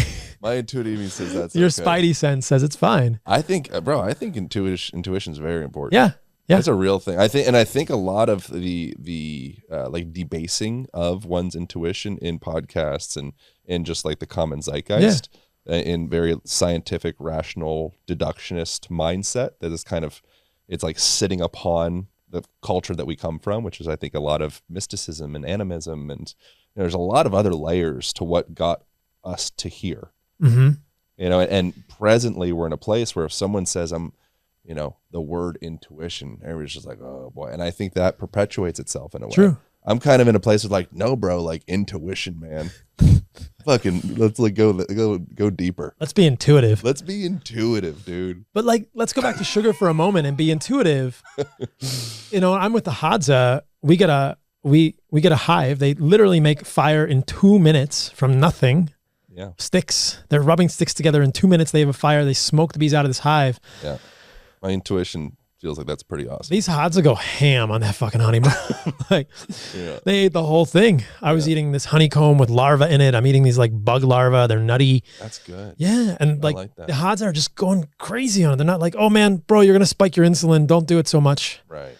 And so I think that what I would say to people listening, if this whole conversation around sugar is breaking your brain, do not conflate research with high fructose corn syrup. Right. With naturally occurring sugar in fruit juice, and honey or maple syrup. They're not the same thing. It's the same conversation with the meat stuff. And it is. Factory farmed meat is not the same as regeneratively raised meat in any way, shape, or form. Yeah.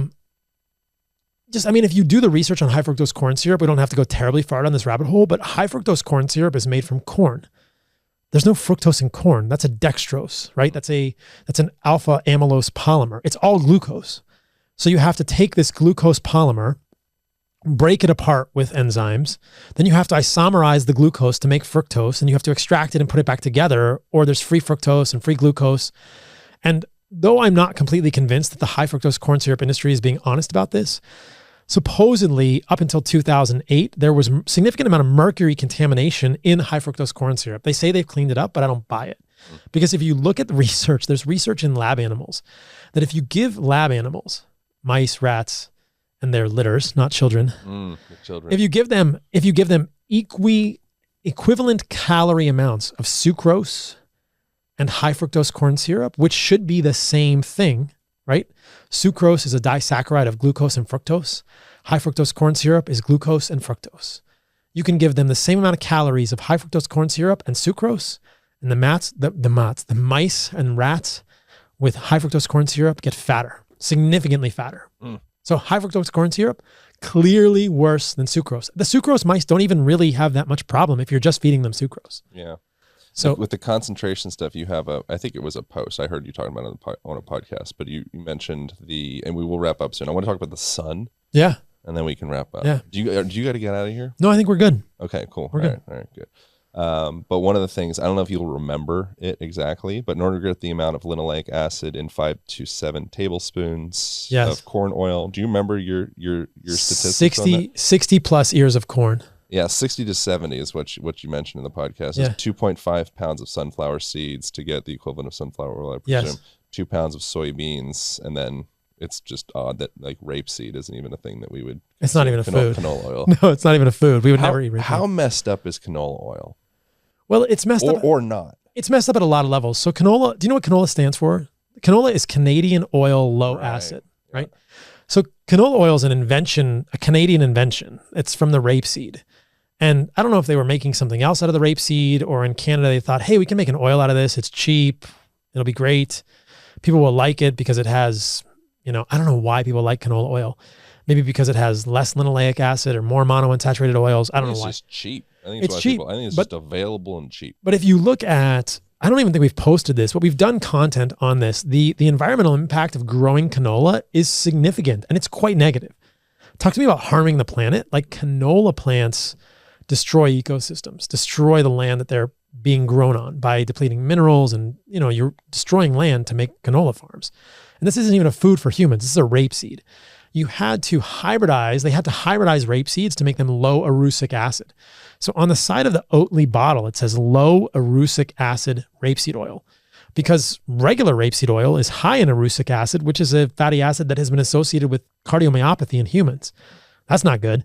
So first of all, you're eating an oil that had to be genetically modified, and erucic acid in the normal amount of oil historically is not good for humans. Why would you want any of it? But anyway, so low erucic acid rapeseed oil is approved by the FDA and the Canadian bodies for humans. So Canadian oil low acid is what canola oil is.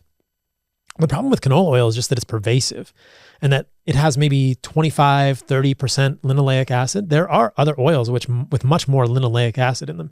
Soybean oil, grapeseed, peanut probably has more, soybean has more. So canola oil, relatively speaking, has less linoleic acid, still way more than I would want to eat than many seed oils. But it's just pervasive. It's in everything now. And it's an environmental nightmare. It's oxidizing. And there's a great video on YouTube of how canola oil is made. Yeah, I've seen it. It's just, why would you eat this? Doesn't It's look good. bleached, deodorized, de-waxed. It's just, it's highly oxidized. And then when you dig into it, you can see the data on oxidation rates for canola oil, trans fats in these seed oils. So trans fats, everyone knows, are harmful for humans, probably because they do a couple of things at the level of clotting in humans. But there's a lot of sort of sinister marketing around trans fats. If there's less than 0.5 grams of trans fats per serving, you can say it's 0 grams of trans fat per serving. But canola oil ends up being like 0.4 grams of trans fat per serving. So if you're having a few tablespoons of canola oil, you're getting a significant amount of trans fat. And most of the statistics I've seen suggest that oils like canola, seed oils, are 3 to 5% oxidized trans fats, which is pretty significant. That's way more than 0.5 grams per 14 grams in a serving, a tablespoon. But they're fudging the numbers, kind of like the statin industry a little bit. So I want to close up with, we don't really need to close, but at some point we'll have to close. But the one thing that I want to talk about is sunlight, and in relation to fearing our nature. Sun is one of those things. It seems to me like there's many folks that I observe that are experiencing how do you call it? Heliophobia? Heliophobia, sure. Heliophobia. To be scared of the sun. That's like a real thing. Like people, and I'm not in that disposition. So I wonder what that's like for a person that's inside the safety of their, alternating, flickering blue lights inside the safety of the home, and to go outside and be like, oh man, I really don't want that sun on my skin. That's interesting. Like what is that? Is that correct? Maybe there's some value in that I'm not familiar with. My intuition says no. There goes your intuition again. My intuition. So this is think about this historically. Humans evolved at the equator. Yeah. 450,000 years ago, Homo sapiens from Homo erectus, Homo habilis, previously Australopithecus. We've been in the sun our whole lives. Mm-hmm. This is why our genetic ancestors have dark skin and melanin, which protects them from the sun. We also know that when humans are in the sun, all sorts of good things happen. Blood pressure goes down. Nitric oxide helps dilate blood vessels. Nitric oxide is made in the skin when you are in the sun. This goes back to our previous conversation about tanning naked. Men out there may realize this. Like, it's pretty easy to get an erection when you're tanning naked. I just thought it was because it was naughty. No, I think this might be a little bit of just naughtiness too. Maybe, but I think the same thing, like it's probably because of nitric oxide being made in the skin, and this is blood vessel dilatation. This is natural Viagra. Not that Viagra is necessarily a good drug, but the way that Viagra works is by inhibiting, I think it's phosphodiesterase number 5, which breaks down nitric oxide. So Viagra works by increasing nitric oxide throughout the body, but your penis just happens to benefit, and you get more blood vessel dilatation. So the sun makes nitric oxide, which lowers your blood pressure, makes it easier to get an erection at that moment, etc. The sun also in your skin creates endorphins. These are compounds that feel good. And so this is a very clear pathway by which humans are reinforced to be in the sun. It feels good. Yeah. Mostly every human listening to this, and perhaps some of the canines or felines listening to this too, understand that if you've been inside all day, it feels good to go in the sun. Oh, yeah. If you live in a place that's cloudy for most of the winter or far from the equator, when the sun comes out, you're in the sun. I was just hanging out with my friends at Heart and Soil yesterday, and the sun comes out. The whole crew at Heart and Soil is in the sun. We're just hanging out. It just feels good. Yeah, probably grounding too. Yeah, it's grounding. I'm saying you're probably. Yes, bare feet on the ground. Yeah. Yeah. Another one of those crazy ideas. No, there's quite a bit of there's good research, data around that as well. Yeah. In relation to inflammation and various other things. Yeah. Overall quality of life improves with grounding, but sun feels good. Yeah. So how do we get to this narrative of sun being bad for us? And I think that what we know is that too much sun can cause damage, just like too much water can cause hyponatremia, which is lowering of your blood sodium, which can cause you to fall and get hurt. So there is a dose that is beneficial for sun, and you can get too much. I think most humans understand this. You're in the sun, you go out in the sun, it feels good. Depending on how strong the sun is and how long you're in the sun, eventually it starts to feel like your intuition, your spidey sense goes off and says, I've had enough. Yeah. Time to go inside. What an elegant system. What an elegant system. You go to Barton Springs and you think, I'm going to go over in the shade actually. I'm getting kind of hot. Yeah. In Costa Rica where I live, it happens really fast because I'm at the 8th latitude, right? You get tired, you start feeling kind of anxious, your skin gets sensitive, like your body knows. Too much. Clever. Too much. I've had enough water. I'm good on the sun. I'm full. I've had enough meat. I'm done. Imagine it. It's so freaking simple, right? But I think people, both men and women, but especially women, believe that the sun will age them. And I think that in moderate doses, there's no good evidence that the sun is going to lead to photoaging or damage. But that's the thinking. Now, in excess, could it lead to that? Yes. But I think that the piece of this equation that's been left out is what are the cells of your dermis and epidermis made of? Remember earlier we talked about the cell membranes and their fluidity and how if you eat more polyunsaturated fats, your cell membranes are full of more polyunsaturated fats. Yeah. So there's pretty good evidence that people who eat more seed oils have more cancer, and especially more skin cancers like melanoma. Right. So even though melanoma is not exclusively associated with the sun, people who eat more seed oils tend to have more melanoma. Again, you can't draw causative inference here, but that's interesting. And you never hear that on Fox News or CNN. So it makes sense to me, and mechanistically, and there's other evidence to support this claim, that when you eat more seed oils, your skin is full of seed oils. And all of these trillions of front-facing cells in your face, in your arms, on your chest, wherever you're exposing to the sun, are full of seed oils. And those are polyunsaturated fatty acids that are fragile and more easily oxidized. Yeah. And so isn't it reasonable to think or hypothesize that if you eat more seed oils, you're going to burn more and you're going to age more quickly when you're in the sun? Sure. And certainly, anecdotally, we see this supported over and over and over. If I post a tweet and I say, how many people out there, or an Instagram post, how many people out there have found they burn less in the sun since they've gotten rid of seed oils? I'll get hundreds, if not thousands of people saying, I noticed that. This is crazy. Again, this is anecdote, but the N is thousands, right? Yeah. And so you have this interesting naturalistic case study of people saying, I got rid of seed oils, I burn less. Now, everyone has different levels at which they will burn. Everyone can make melanin at different amounts depending on your history. But I think if you're fair skinned, you're a very effective, efficient sun harvester. You can just go out in the sun for a much less amount of time, but you're getting endorphins, you're getting nitric oxide, you're getting beneficial things in the sun. And if you're eating a good diet, all of these front-facing cells in your skin, in your epidermis and your dermis are not necessarily getting fried by the sun because they have fatty acids that are more robust in them. And so this is what I believe is that photoaging is a combination of excess sun plus seed oils in the cell membranes. And that second part is what gets left out. And so women end up putting sunscreen on, many of which contain phthalates, parabens, fragrances, and seed oils. And then you're baking that into your skin. And you're baking it into your skin. Which you're baking that into your bloodstream. Yeah. And we know that many of the compounds in these sunscreens end up in the poop and the pee, which means you're absorbing octobenzone, avobenzone, octocrylines, which are associated with cancer and other reproductive harm and endocrine disruption. So we didn't talk about sunscreens, but the same sort of thing. So it's like, it drives me a little nuts when I see women putting sunscreen on their face and you think, what's in that? Well, it seems like from what I've gathered, zinc oxide seems like an alrighty thing to do. Non-nano zinc oxide seems good, but what's the carrier for it? So this is the trouble. And I'm building a company to make good animal-based sunscreens. I think the best sunscreen is going to be a tallow-based sunscreen with non-nano zinc. But you don't want lavender in there because that's estrogenic, right? So it's very simple.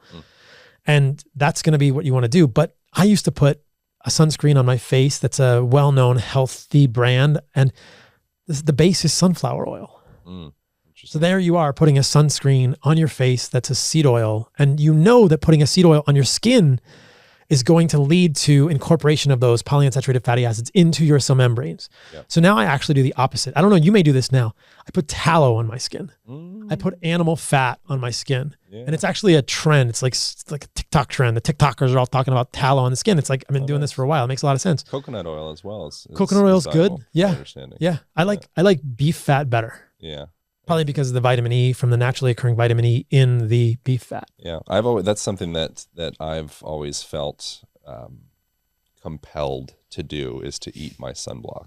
Yeah, that's kind of something that I'm like if I got too much sun that day, that night, I'm probably going to be drinking a lot of olive oil and a lot of fat and butter and stuff up. And let's talk about olive oil before we pass up. Yeah, yeah. But I would also don't put a sunscreen on your face that you wouldn't eat. Yeah, exactly. Yeah, correct. Yeah. So same thing. Don't put anything in your mouth that you wouldn't eat. Yeah. Well, okay. Don't put food in your mouth that you wouldn't eat. Don't put food-like substances into your mouth that you wouldn't eat. Yeah. Don't put your higher self wouldn't eat. Don't put methylcellulose. Yeah. Don't put methylcellulose. Don't put rape seeds in your mouth. Yeah, I don't think that's a move. I don't think it's a good thing. So olive oil. Oh boy. Here we go, Saladino. Better than seed oils. You're not getting me off olive oil. But listen. I'm Greek. Better than seed oils. Better than seed oils. Lower linoleic acid than seed oils. Okay. Yeah, get that. 15% linoleic acid. Tallow, 2% linoleic acid, right? Yeah. The problem with olive oil is that 70% of it is oxidized and or adulterated with other oils. So 70% of olive oil is garbage. Yeah. Well, and actually has seed oils adulterating it. So if you're not going to your freaking ancestors in Greece and getting olive oil pressed out of olives in the field, or getting like a really good olive oil that you've seen the certificate of analysis for in a dark bottle, in a dark bottle.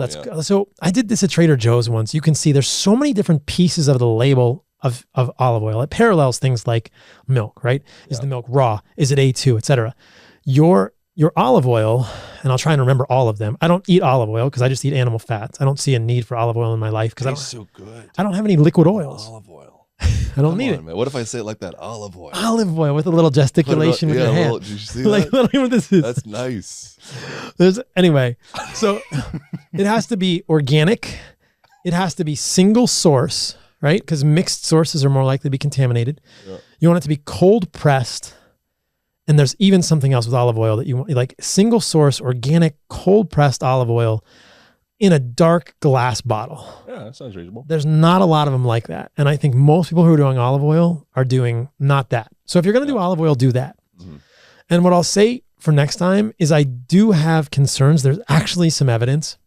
Obviously for you, this doesn't seem to be a problem, that high monounsaturated fatty acid oils could lead to obesity, at least in observational studies. And I need to do more research on this. So it's I drink so much olive oil. Why do you drink olive oil? I just love it. I'll eat tallow, bro. I will take down like a half liter of olive oil, not just like to the face, but I just drench my shit in olive oil. Try tallow or butter. I love butter. There you go. I have anything that's fat. I like fat as flavor. I love it. I think if people are having trouble losing weight, then I would do a trial without olive oil. Just do animal fats. Yeah, I'm open to experimentation. Yeah. You don't seem to have the issue, but maybe you would be even more ripped and your cremaster muscle would have worked better. So we're talking, all right, hold on. Last thing, something I wrote down. We're never stopping. We're talking about wieners getting smaller. I wrote something down about dongs getting, I think it's 20% increase in length since 1942 to 2021. So that a reduction in like sperm motility, and sperm count and all that stuff. But I think dongs are getting longer. I don't know. I've seen evidence they're getting smaller. We got a bunch of long, skinny, endocrine-disrupted dongs out there, bro. Maybe they're getting thinner. Like thinner and longer, dude. The volumes. The overall volume. This is 8th grade calculus now. You got to integrate the dick, bro. Yeah, dude. What is the overall dick volume? What's the coefficient of sperm motility? Right. Integrate the dick. Integrate the dick volume. All Who right. knows? All right. Let's wrap this piece up. Wrap it up, bro. Thanks, dude. This was fun. Yeah, man. We covered a lot. Is there anything else that should be said? No, I think we're good. I think that was thorough. Use your intuition. We're going to get a lot. We're going to rock some people's minds. So you have Heart and Soil. Yep. That's I love your guys' stuff. I appreciate the creation of that. It makes the consumption of organs dramatically easier. Heart and Soil is desiccated organs, and we do grass-fed, grass-finished, desiccated, freeze-dried organs in glass bottles. Yeah. And then we're working on a couple of other fun things. So I've got some meat products coming out with organs, and hopefully some skincare stuff without all the junk in it. So stay tuned. And yeah, Carnivore MD on the socials. Paul Saladino MD. We rebranded. Oh, really? Yeah. Why? Because I didn't want to be pigeonholed into Carnivore MD anymore. And I'm that's good. Just beginning to work on a documentary. So we're going to make and by we, I just mean me and my team. So we're just now starting, I'm working with a studio out of LA and an executive producer. We're just starting to film an anti-vegan doc, which is really, I should just say, we're doing a pro-meat documentary. We're going to do a documentary for Netflix to like anti-deprogram everybody about how beneficial meat is in the diet and how many diets people can eat that include meat to reverse all this chronic disease. So that's in the works too. And as I'm promoting things like that, I just think Carnivore MD, I'm not listening to what this guy says. Like ultimately I started as Paul Saladino MD. That's who I am. Let's go back there. It opens up a lot of freedom in terms of the content I make. Yeah. I can talk about honey and fruit and all the carnivore zealots. There's don't only get so triggered. so much to say about eat animals. Like I feel like there's so much more to the concept of health and wellness and longevity. It's like, if it's just animal based, it's like, okay, well it's pretty much, you can wrap that up in a sentence. Be animal based. You know, and here's all the reasons why. Yeah. I think coming into a place of like health, longevity, joy, joie de vivre, like it's a lot more than just a thing. And I feel like you have such massive depth that goes so much beyond that. So I think to me, that makes a lot of sense. Yeah. So it's Paul Saladino MD on all the socials. Cool. Thank you, brother. Thank you, man. I appreciate appreciate this moment. Thank you all for tuning in. That's it. That's all. See you next week.